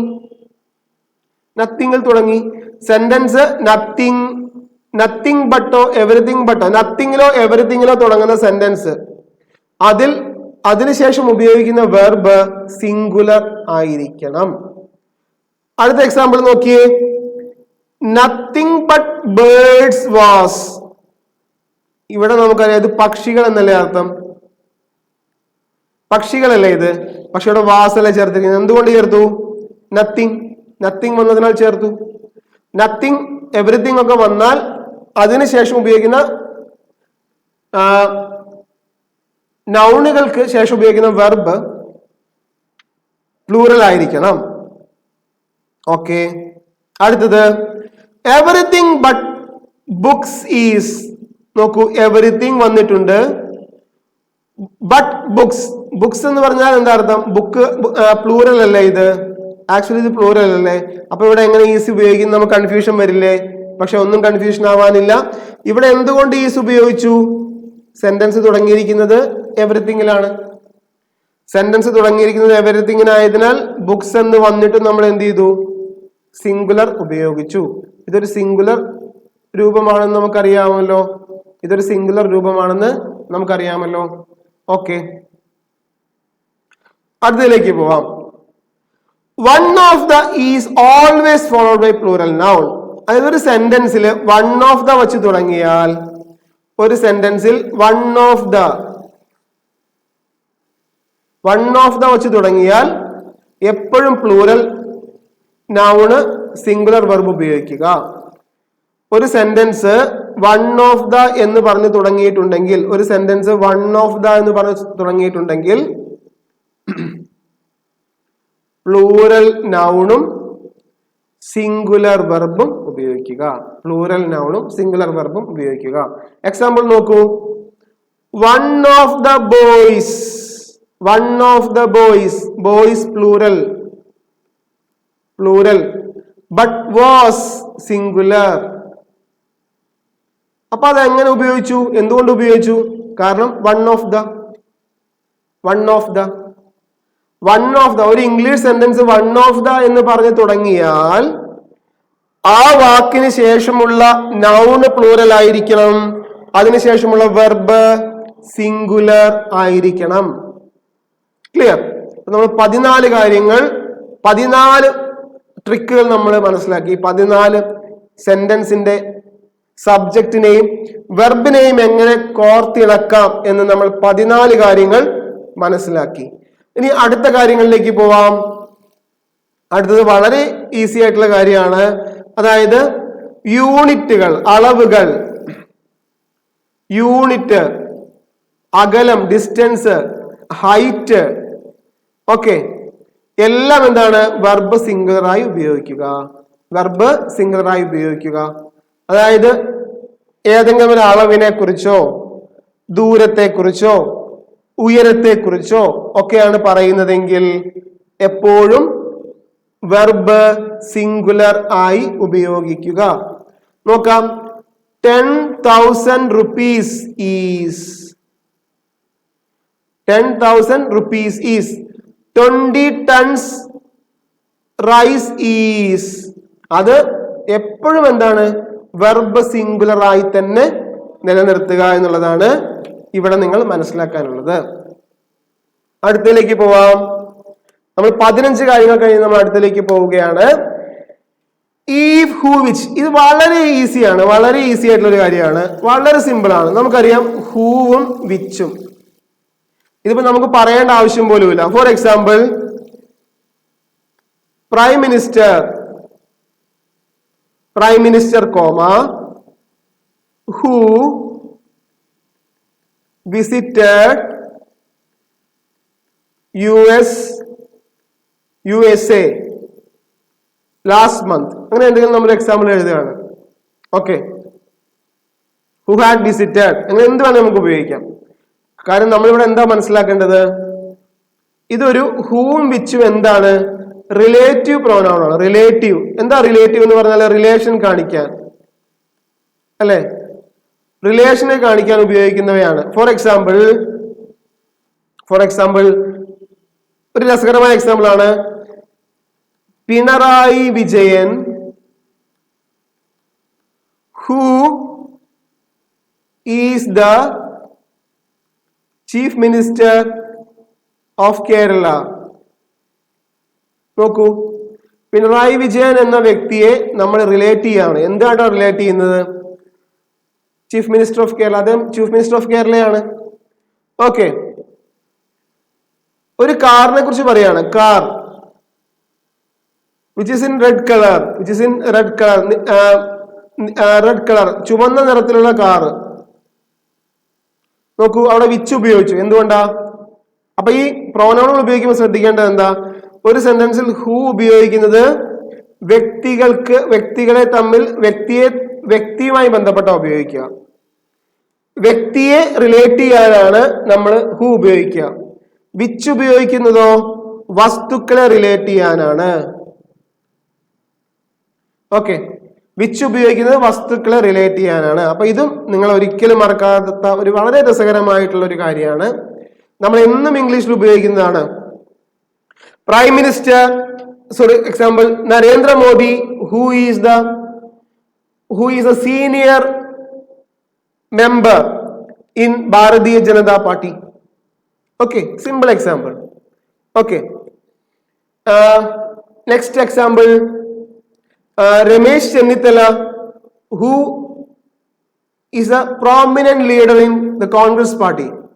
സിമ്പിൾ. അപ്പോ ഒരു വ്യക്തിയെ ഹൂ വെച്ച് നമ്മൾ റിലേറ്റ് ചെയ്യുന്നു, വസ്തുക്കളെ നമ്മൾ വിച്ച് വെച്ച് റിലേറ്റ് ചെയ്യുന്നു. ഓക്കെ, വ്യക്തികളെ നമ്മൾ ഹൂ വെച്ചിട്ടും വസ്തുക്കളെ നമ്മൾ വിച്ച് വെച്ചും റിലേറ്റ് ചെയ്യുന്നു. ഓക്കെ, അടുത്ത കാര്യത്തിലേക്ക് പോവാം. നമ്മളൊരു സെന്റൻസിൽ ഈഫ് ഉണ്ടെങ്കിൽ,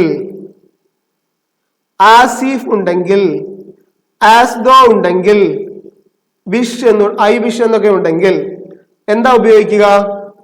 വേറൊന്ന് ഉപയോഗിക്കുക. സിമ്പിൾ ആയ കാര്യമാണ്, വളരെ സിമ്പിൾ ആണ്. ഇഫ് ഐ വേർ യു, ഞാൻ നീ ആയിരുന്നെങ്കിൽ. നമ്മൾ പറയാറില്ലേ if I were the president of India, ഞാൻ ഇന്ത്യയുടെ പ്രസിഡന്റ് ആയിരുന്നെങ്കിൽ എന്നാണ് എക്സാമ്പിൾ കൊടുത്തിരിക്കുന്നത്. കണ്ടോ, ഐ വിഷ് എന്റെ ഒരു ആഗ്രഹമാണ് ഇത് കാണിക്കുന്നത്. ആഗ്രഹം അല്ലെ, ആഗ്രഹമാണ് കാണിക്കുന്നത്. ദാറ്റ് മീൻസ് വിഷ് അല്ലെ, വിഷ്. അപ്പൊ നോക്കി, ഐ വിഷ് ഞാൻ ആഗ്രഹിക്കുന്നു, ഞാൻ ആഗ്രഹിച്ചു. I were the president of India, ഞാൻ ഇന്ത്യയുടെ പ്രസിഡന്റ് ആയിരുന്നെങ്കിൽ എന്ന്, ഞാൻ ഇന്ത്യയുടെ പ്രസിഡന്റ് ആയിരുന്നെങ്കിൽ എന്ന് ഞാൻ ആഗ്രഹിച്ചു. അത് വെറും ആഗ്രഹമല്ലേ, ഒന്നും നടക്കാൻ പോകുന്നില്ലല്ലോ, ആഗ്രഹമല്ലേ. അപ്പോൾ ആഗ്രഹങ്ങളെയൊക്കെ നമ്മൾ എന്തിനാ പറയുക? വേറിലാണ് പറയുക. മറ്റൊരു എക്സാമ്പിൾ നോക്കാം. ഇഫ് ഐ വേർ യു, ഞാൻ നീയായിരുന്നെങ്കിൽ, ഞാൻ നീയായിരുന്നെങ്കിൽ. ഇപ്പൊ നമുക്കൊരു മലയാളത്തിലൊരു പാട്ടുണ്ട്, അരികിൽ നീ ഉണ്ടായിരുന്നെങ്കിൽ എന്നു ഞാനെന്ന്, അല്ലെ. ഒരു മലയാള സിനിമയിലെ ഒരു പഴയ ഫേമസ് ആയ പാട്ടാണ് അരികിൽ നീ ഉണ്ടായിരുന്നെങ്കിൽ എന്നു ഞാൻ ഒരു മാത്രം വെറുതെ നനച്ചുപോയി എന്ന് പറയുന്നത്. അത് ഇതിനെ നിങ്ങൾ റിലേറ്റ് ചെയ്ത് നോക്കി. അരികിൽ നീ ഇല്ലല്ലോ, അപ്പോ അരികിൽ നീ ഉണ്ടായിരുന്നെങ്കിൽ എന്ന് ഞാൻ ആഗ്രഹിക്കുകയാണ്, അതെന്റെ ആഗ്രഹമാണ്. Okay, if you were here, അല്ലെ, നീ ഇവിടെ ഉണ്ടായിരുന്നെങ്കിൽ എന്ന് ഞാൻ ആഗ്രഹിക്കുന്നു എന്ന് മാത്രമേ ഉള്ളൂ, അതൊന്നും ഒരിക്കലും നടന്നിട്ടില്ല. അപ്പോ ആഗ്രഹങ്ങളെ സൂചിപ്പിക്കാൻ നമ്മൾ എന്താണ്? വേർ ഉപയോഗിക്കും. ഓക്കെ അല്ലേ?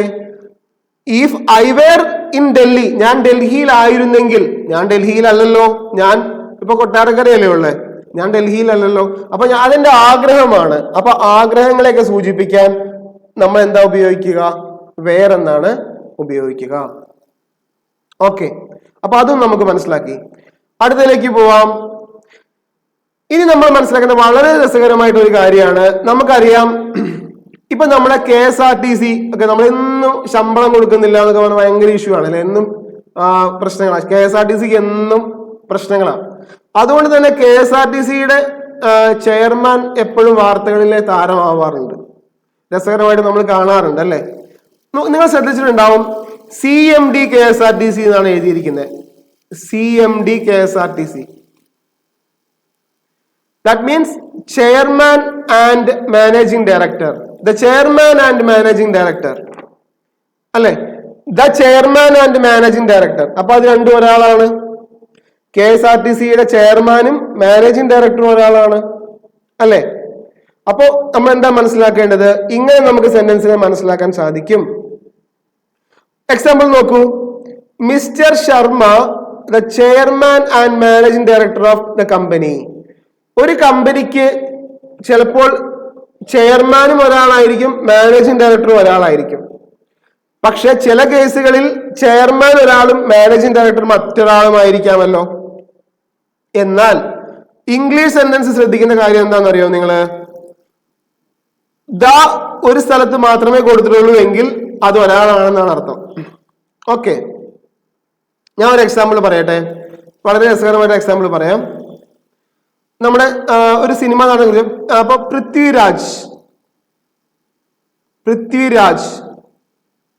Comma the actor and director. അപ്പൊ അവിടെ നമ്മൾ എന്താ ഉപയോഗിക്കുക? ഹാസ് അല്ലെങ്കിൽ ഈസ് ഉപയോഗിക്കും, സിംഗുലർ ഉപയോഗിക്കും. കാരണം എന്നത് ഒരാളല്ലേ. പൃഥ്വിരാജ് എന്ന് പറയുന്നത് അദ്ദേഹം ആക്ടറുമാണ് ഡയറക്ടറുമാണ്, ഇത് രണ്ടും ഒരാളാണ് അല്ലെ. രണ്ട് പദവികൾ ഒരാൾ തന്നെയാണ് നിർവഹിക്കുന്നത്, രണ്ട് കാര്യങ്ങൾ ഒരാൾ തന്നെയാണ് നിർവഹിക്കുന്നത്. അപ്പൊ നമ്മൾ അതിനെ സിംഗുലർ ആയിട്ടേ കാണാവൂ. അവിടെ ആൻഡ് വന്നിട്ടുണ്ടാവും, പക്ഷെ നിങ്ങൾ എന്ത് ചെയ്യരുത്, അത് പ്ലൂറൽ ആണെന്ന് വിചാരിക്കരുത്. The chairman and managing director എന്ന് പറയുമ്പോൾ ഇവിടെ ആൻഡ് വന്നിട്ടുണ്ട്. ആൻഡ് വന്നെന്ന് വിചാരിച്ചിട്ട് ഇത് രണ്ടുപേരല്ല, ഒരാൾ തന്നെയാണ്, ഇത് ഒരാൾ തന്നെയാണ്. അപ്പൊ അത് നിങ്ങൾ ശ്രദ്ധിച്ച് മനസ്സിലാക്കുക കേട്ടോ. The chairman and managing director, the chairman and managing director. Okay okay അല്ലേ? മറ്റൊരു എക്സാമ്പിൾ നമുക്ക് നോക്കാം. മോഹൻലാൽ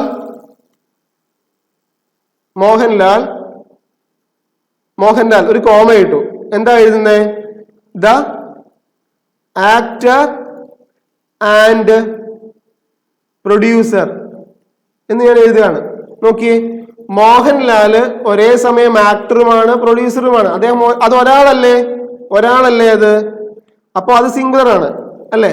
ഇതാണ് ഈ കാര്യത്തിൽ നിങ്ങൾ മനസ്സിലാക്കേണ്ടത്. ഇനി ഇതിന്റെ മറ്റൊരു കേസിലേക്ക് വരുമ്പോ നമ്മൾ മനസ്സിലാക്കേണ്ട കാര്യം, രണ്ട് ദാ വന്നാൽ അത് രണ്ടുപേരായിരിക്കും കേട്ടോ.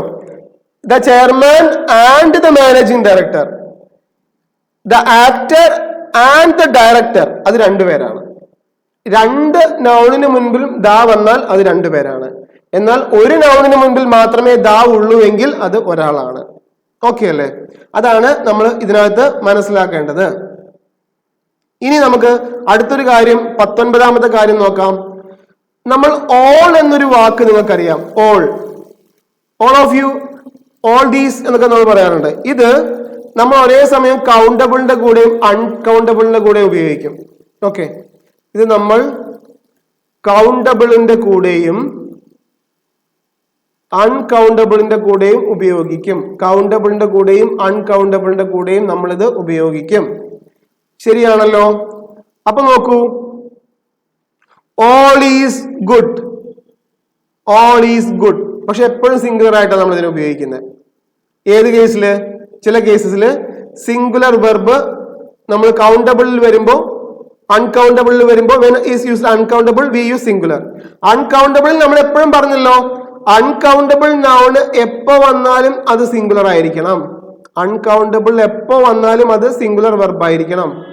ഇവിടെ ഓൾ ഉപയോഗിക്കുമ്പോൾ ഓളിന് ശേഷം ഈസ് ഉപയോഗിച്ചിരിക്കുന്നത് എന്താണ്? അൺകൗണ്ടബിൾ ആയതുകൊണ്ടാണ്. ഇനി കൗണ്ടബിൾ ആണെങ്കിലോ നമുക്ക് എന്ത് ചെയ്യാം? All have gone to Mumbai. Okay, ഇത് ആളുകളെ കുറിച്ചാണ് പറയുന്നത്, അപ്പോൾ അത് ഹാവ് എന്ന പ്ലൂറൽ വെർബിലേക്ക് നമ്മൾ ഉപയോഗിക്കുന്നു. വളരെ സിമ്പിൾ ആയിട്ട് ഉള്ള കാര്യമാണ്. അടുത്തിലേക്ക് പോവാം. ഒരു സെന്റൻസില് എമൗണ്ട്, ഏതെങ്കിലും ഒരു എമൗണ്ട്, അളവ്, ഏതെങ്കിലും ഒരു എമൗണ്ട്, ഏതെങ്കിലും ഒരു ക്വാണ്ടിറ്റി, ഇതെപ്പോഴും എന്താണ്?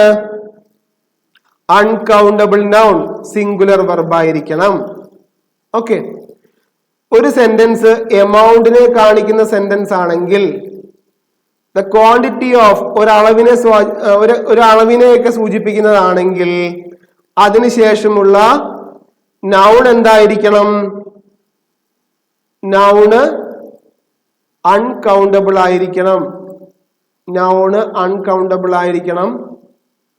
വെർബ് സിംഗുലർ ആയിരിക്കണം. അടുത്തതിലേക്ക് പോവാം. നമുക്ക് വളരെ കൗതുകം തോന്നുന്ന ഒരു അറിവാണിത്. വളരെ ഈസി ആയിട്ട് നമ്മൾ വളരെ സില്ലി ആയിട്ട് കാണേണ്ടതായിട്ടുള്ളതും വളരെ രസകരമായിട്ട് മനസ്സിലാക്കേണ്ടതായിട്ടുള്ള ഒരു കാര്യമാണ്. നമുക്കറിയാം ചില വാക്കുകളൊക്കെ നമ്മൾ തെറ്റിച്ച് ഉച്ചരിക്കാറുണ്ട്. അപ്പൊ ജീൻസ്, പാൻസ്, നമ്മൾ പാന്റ് എന്നൊക്കെ പറയാറുണ്ട്. ആക്ച്വലി അത് തെറ്റാണ്. പാൻസ്, അവയ്ക്കൊക്കെ പ്ലൂറൽ രൂപങ്ങളുള്ളൂ. ചില നൗണുകൾക്ക്, ഇംഗ്ലീഷിലെ ചില പേരുകൾക്ക് പ്ലൂറൽ രൂപങ്ങളെ ഉണ്ടാവുകയുള്ളൂ. അത് ഏതൊക്കെയെന്ന് നോക്കാം. ചില ഇംഗ്ലീഷ് നൗണുകൾക്ക് പ്ലൂറൽ നോക്കി, സിസേഴ്സ്, ടോങ്സ്, പ്ലയേഴ്സ്, ട്രൗസർ. നമ്മൾ ട്രൗസർ എന്ന് പറയുന്നത് തെറ്റാണ് അല്ലെ, ട്രൗസേഴ്സ് എന്ന് പറയണം. Pants, pyjamas, shorts, sunglass, gallows, riches, savings, congratulations, regards, arms, wages, belongings, troops, tactics, ഇങ്ങനെ ഒരുപാട് വാക്കുകൾ, നിരവധി വാക്കുകൾ ഇങ്ങനെ കാണുന്ന സമയത്ത് നമുക്ക് കൺഫ്യൂസ്ഡ് ആവുന്ന രീതിയിലുള്ള ചില വാക്കുകളാണ് ഇവയെല്ലാം എന്താണ്? എപ്പോഴും പ്ലൂറൽ ആയിരിക്കും, എപ്പോഴും പ്ലൂറൽ ആയിരിക്കും. Okay, where are my pants എന്നാ, എന്റെ പാൻറ്റുകൾ എവിടെയെന്നല്ല ഇതിന്റെ അർത്ഥം. ഒരു പാൻറ്റേ ഉള്ളൂ, ഒരു പാൻറ്റേ ഉള്ളൂ. പക്ഷെ നമ്മൾ പാൻസ് എന്നേ അതിനെ പ്രൊനൗൺസ് ചെയ്യുള്ളൂ. അതിനെ നമ്മൾ കാണുന്നത് എന്താണ്, കണക്കാക്കുന്നത് എന്താണ്? പ്ലൂറൽ ആയിട്ടാണ്. എഴുതുമ്പോഴും വായിക്കുമ്പോഴും ഒക്കെ നമ്മൾ അതിനെ പ്ലൂറൽ ആയിട്ടാണ് കാണുക. His new sunglass are, sunglass, നമ്മൾ സൺഗ്ലാസ്, കണ്ണടയൊക്കെ, കൂളിംഗ് ഗ്ലാസ് ഒക്കെ വെക്കും. Actually it is glasses. അത് ഒന്നാണ് അല്ലെ, ഒരു ഗ്ലാസ്സേ ഉള്ളൂ. പക്ഷെ നമ്മൾ പറയുമ്പോൾ അത് പ്ലൂറൽ ആയിട്ടാണ് ഉപയോഗിക്കുക. അടുത്ത കാര്യത്തിലേക്ക് പോവാം. നമുക്ക് അടുത്തൊരു കാര്യത്തിലേക്ക് പോവാം. ചില നൗണുകൾ അൺകൗണ്ടബിൾ ആയി, ഒരുപാട് അൺകൗണ്ടബിൾ ഉണ്ടല്ലേ, ഒരുപാട് അൺകൗണ്ടബിൾ ഉണ്ട്. ആ അൺകൗണ്ടബിൾ സിംഗുലർ വെർബ് ഉപയോഗിക്കേണ്ട ചില അൺകൗണ്ടബിൾ നോക്കാം. അപ്പൊ നമ്മൾ നേരത്തെ പഠിച്ചത് എന്താ? പ്ലൂറൽ വെർബ് ഉപയോഗിക്കേണ്ടതാ. ഇനി സിംഗുലർ ഉപയോഗിക്കേണ്ടത് ഏതാ? സീനറി, സീനറി നമുക്ക് എണ്ണാൻ പറ്റില്ല. പൊയട്രി, ഫർണിച്ചർ അല്ലെ, ഫർണിച്ചർ നമുക്ക് ഇപ്പൊ ടേബിൾ എണ്ണാൻ പറ്റും, ചെയർ എണ്ണാൻ പറ്റും, ബെഞ്ച് എണ്ണാൻ പറ്റും, എല്ലാം എണ്ണാൻ പറ്റും. പക്ഷെ ഫർണിച്ചർ എന്ന് പറയുന്നത് നമുക്ക് എണ്ണാൻ പറ്റില്ല. അതൊരൊറ്റ യൂണിറ്റ് ആണ്, ഒരൊറ്റ കൂട്ടമാണ് അല്ലെ. അപ്പോൾ അതെന്താണ്? സിംഗുലർ ആയിട്ടേ കാണാൻ പറ്റുള്ളൂ. സിംഗുലർ ആയിട്ടുള്ള വെർബാണ് ഉപയോഗിക്കേണ്ടത്. ഹെയർ, മുടി അല്ലെ. നമ്മൾ മുടി എന്ന് പറയുമ്പോൾ മുടിയെ നമുക്ക് എണ്ണാൻ പറ്റുമോ? 1, 2, 3 മുടി എണ്ണാൻ പറ്റുമോ? ഒരിക്കലും പറ്റില്ല. അപ്പൊ അത് നമുക്ക് അൺകൗണ്ടബിൾ ആണ്. ബിസിനസ് എന്ന വാക്ക് അൺകൗണ്ടബിൾ ആണ്. Mischief, information, luggage, work, traffic, stationery, equipment, evidence, electricity, behaviour, crockery, ഇതെല്ലാം അൺകൗണ്ടബിൾ ആയിട്ടുള്ള നൗണുകളാണ്. അപ്പോൾ ഇങ്ങനെയുള്ള നൗണുകൾ വന്നാൽ അതിനുശേഷമുള്ള വെർബ് എന്തായിരിക്കണം? സിംഗുലർ. അതിനുശേഷമുള്ള വെർബ് സിംഗുലർ. ഒരു എക്സാമ്പിൾ നോക്കിയേ. The furniture that I boat yesterday is. എന്തുകൊണ്ടാ ഫർണിച്ചർ? എന്തുകൊണ്ടാ ഫർണിച്ചർ? ഫർണിച്ചർ എന്താണ്? അൺകൗണ്ടബിൾ നൗണിന്റെ കൂടെ എപ്പോഴും നമ്മൾ സിംഗുലർ വെർബ് ഉപയോഗിക്കാൻ പാടുള്ളൂ. അടുത്ത നോക്കാം നമുക്ക്. ചില വിഷയങ്ങളുടെ പേരുകൾ നമ്മൾ പറയാറുണ്ടല്ലോ അല്ലെ. ഇപ്പൊ മാത്തമാറ്റിക്സ്, പൊളിറ്റിക്സ്, എക്കണോമിക്സ്, ഇങ്ങനത്തെ കുറെ എസ്സിൽ അവസാനിക്കുന്ന നിരവധി നൗണുകൾ, വിഷയങ്ങളുടെ പേരുകൾ, ഇവയെല്ലാം നമ്മൾ എന്താണ്? സിംഗുലർ ആയിട്ടാണ് ട്രീറ്റ് ചെയ്യുക കേട്ടോ. എല്ലാം സിംഗുലർ ആണ്. ഇപ്പൊ വിഷയങ്ങളുടെ പേരുകൾ, ഒട്ടുമിക്ക വിഷയങ്ങളുടെ പേരുകളെല്ലാം നമ്മൾ സിംഗുലർ ആയിട്ടാണ് ഉപയോഗിക്കുന്നത്. നോക്കാം, ഇവിടെ നോക്കൂ നിങ്ങള്, നമുക്ക് കാണാമല്ലോ. ഇക്കണോമിക്സ്, എത്തിക്സ്, മാത്തമാറ്റിക്സ്, റിക്കറ്റ്സ്, ഇവയെല്ലാം എന്താണ്? സിംഗുലർ മീനിങ് തരുന്നവയാണ്. സിംഗുലർ മീനിങ് തരുന്നവയാണ്. സിംഗുലർ മീനിങ് തരുന്നവയാണ്. എക്സാമ്പിൾ നോക്കൂ. Economics is, politics is. Okay, നിങ്ങൾക്ക് മനസ്സിലായി കാണും എന്ന് വിചാരിക്കുന്നു. എന്താണ് ചില സബ്ജക്റ്റുകളെല്ലാം നമ്മൾ സിംഗുലർ ആയി കാണുന്നു. സോ സിംഗുലർ വെർബാണ് അതിന്റെ കൂടെ യൂസ് ചെയ്യേണ്ടത്. 24ാമത്തെ കാര്യത്തിലേക്ക് പോവാം നമുക്ക്.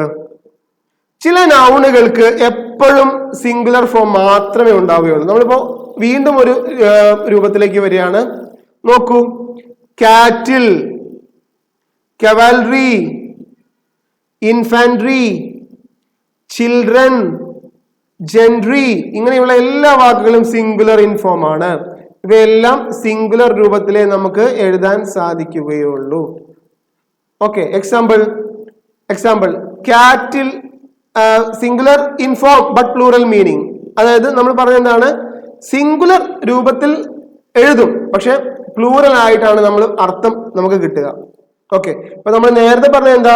പ്ലൂറൽ ആയിട്ട് എഴുതും, സിംഗുലർ മീനിങ്. ഇപ്പോ ഇത് സിംഗുലർ ആയിട്ട്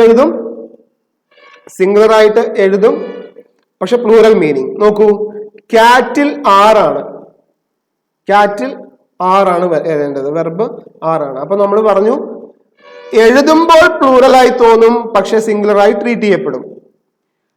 എഴുതുമ്പോൾ നമ്മൾ എന്താണ് പൊതുവെ സിംഗുലർ രൂപത്തിൽ എഴുതുമെങ്കിലും പ്ലൂറൽ വെർബായി ഉപയോഗിക്കുകയും ചെയ്യും. ഇങ്ങനെ ഉള്ള വാക്കുകളുടെ വിവിധങ്ങളായ വാക്കുകൾ നമ്മുടെ ഇംഗ്ലീഷിൽ നമുക്ക് കാണാൻ സാധിക്കും. നമുക്ക് അവസാനത്തെ 25ാമത്തെ കാര്യത്തിലേക്ക് പോകാം. നോക്കൂ, കളക്റ്റീവ് നൗണുകൾ. അതായത് ഇപ്പൊ നമ്മള് ഒരുപാട് കളക്റ്റീവ് നൗണുകളില്ലേ, swamp of insects, then team of players, അല്ലെ, ബെഞ്ച് ഓഫ് ഫ്ലവേഴ്സ്, ഒരുപാട് കൂട്ടം കളക്റ്റീവ് നൗണുകൾ നമ്മൾ ഇതിനെ പറയും. അതായത് കളക്റ്റീവ് നൗണുകൾ നമ്മൾ ഇതിനെ പറയും. Collective noun. അപ്പോ ഇങ്ങനെയുള്ള കളക്റ്റീവ് നൗണുകൾക്കൊപ്പം എപ്പോഴും എന്താ ഉപയോഗിക്കേണ്ടത്? സിംഗുലർ. കളക്റ്റീവ് നൗണുകൾക്കൊപ്പം സിംഗുലർ. എക്സാമ്പിൾ നോക്കൂ, the pride of lions. Pride of lions, സിംഹങ്ങളുടെ കൂട്ടമാണ്. അവിടെ ഈസ് ആണ് ഉപയോഗിച്ചത്, സിംഗുലർ. സിംഗുലർ. അടുത്തൊരു എക്സാമ്പിൾ നോക്കൂ, bundle of sticks. Bundle of sticks, bundle of sticks, ഇവിടെ ഈസ് ആണ് ഉപയോഗിച്ചത്, സിംഗുലർ. അപ്പോ കളക്റ്റീവ് നൗണുകൾ ഉള്ള എല്ലാ നാമങ്ങൾക്ക് ശേഷവും ഉപയോഗിക്കേണ്ടത് സിംഗുലർ വെർബ് ആയിരിക്കും. ഓക്കെ, അപ്പോൾ നമ്മൾ ഇന്നത്തെ ഈ ഒരു സെഷനിൽ നമ്മൾ ഡിസ്കസ് ചെയ്തത് എന്തൊക്കെയാണ്? പ്രധാനമായും നമ്മൾ ഡിസ്കസ് ചെയ്തത് 25 കാര്യങ്ങളാണ് ഡിസ്കസ് ചെയ്തത്, അല്ലെ? Subject verb agreement. അപ്പൊ നമുക്ക് എന്താണ് സബ്ജക്ട് വെർബ് എഗ്രിമെന്റ് നമ്മൾ പഠിച്ചു. നമ്മൾ കമ്പയർ ചെയ്തു, അല്ലെ? ഹസ്ബൻഡ് ആൻഡ് വൈഫിനെ കമ്പയർ ചെയ്ത് നമ്മൾ തുടങ്ങി. ഹസ്ബൻഡിനെ വൈഫിനെ നമ്മൾ സബ്ജക്റ്റും വെർബുമായി കമ്പയർ ചെയ്താൽ സബ്ജക്റ്റും വെർബും പരസ്പരം യോജിക്കുന്ന രീതിയിൽ എഴുതാൻ പാടുള്ളൂ എന്ന് പറഞ്ഞു. സബ്ജക്ട് സിംഗുലർ ആണെങ്കിൽ വെർബും സിംഗുലർ, സബ്ജക്ട് പ്ലൂറൽ ആണെങ്കിൽ വെർബും പ്ലൂറൽ. ഇനി ചില കേസുകളിൽ ഇവയ്ക്ക് മാറ്റം വരും എന്ന് പറഞ്ഞു. നമ്മൾ പൊതുവെ 25 പ്രധാനപ്പെട്ട കാര്യങ്ങളെ കുറിച്ച് നമ്മൾ ഡിസ്കസ് ചെയ്തു. 25 ടിപ്സുകളെ കുറിച്ച് നമ്മൾ ഇന്ന് ഡിസ്കസ് ചെയ്തു. അപ്പൊ എല്ലാവർക്കും ഇത് നന്നായി മനസ്സിലായി എന്ന് വിചാരിക്കുന്നു. അപ്പൊ നന്നായിട്ട് പ്രിപ്പയർ ചെയ്യുക, നന്നായിട്ട് തന്നെ വർക്ക് ചെയ്യുക. നമ്മുടെ ഇനിയും നമ്മൾ ഇതുപോലത്തെ നിങ്ങൾ നിരന്തരമായിട്ട് ഇംഗ്ലീഷിനെ ഫോളോ ചെയ്യുക. നമ്മൾ ഇതുപോലെ കൂടുതൽ കാര്യങ്ങൾ നമ്മൾ ഒരുമിച്ചിരുന്നു കൊണ്ട് നമ്മൾ ഇനി അങ്ങോട്ട് പഠിച്ചുകൊണ്ടേയിരിക്കും. അപ്പോൾ എല്ലാവരും നന്നായിട്ട് തന്നെ പ്രിപ്പയർ ചെയ്യുക. എല്ലാവർക്കും താങ്ക് യു.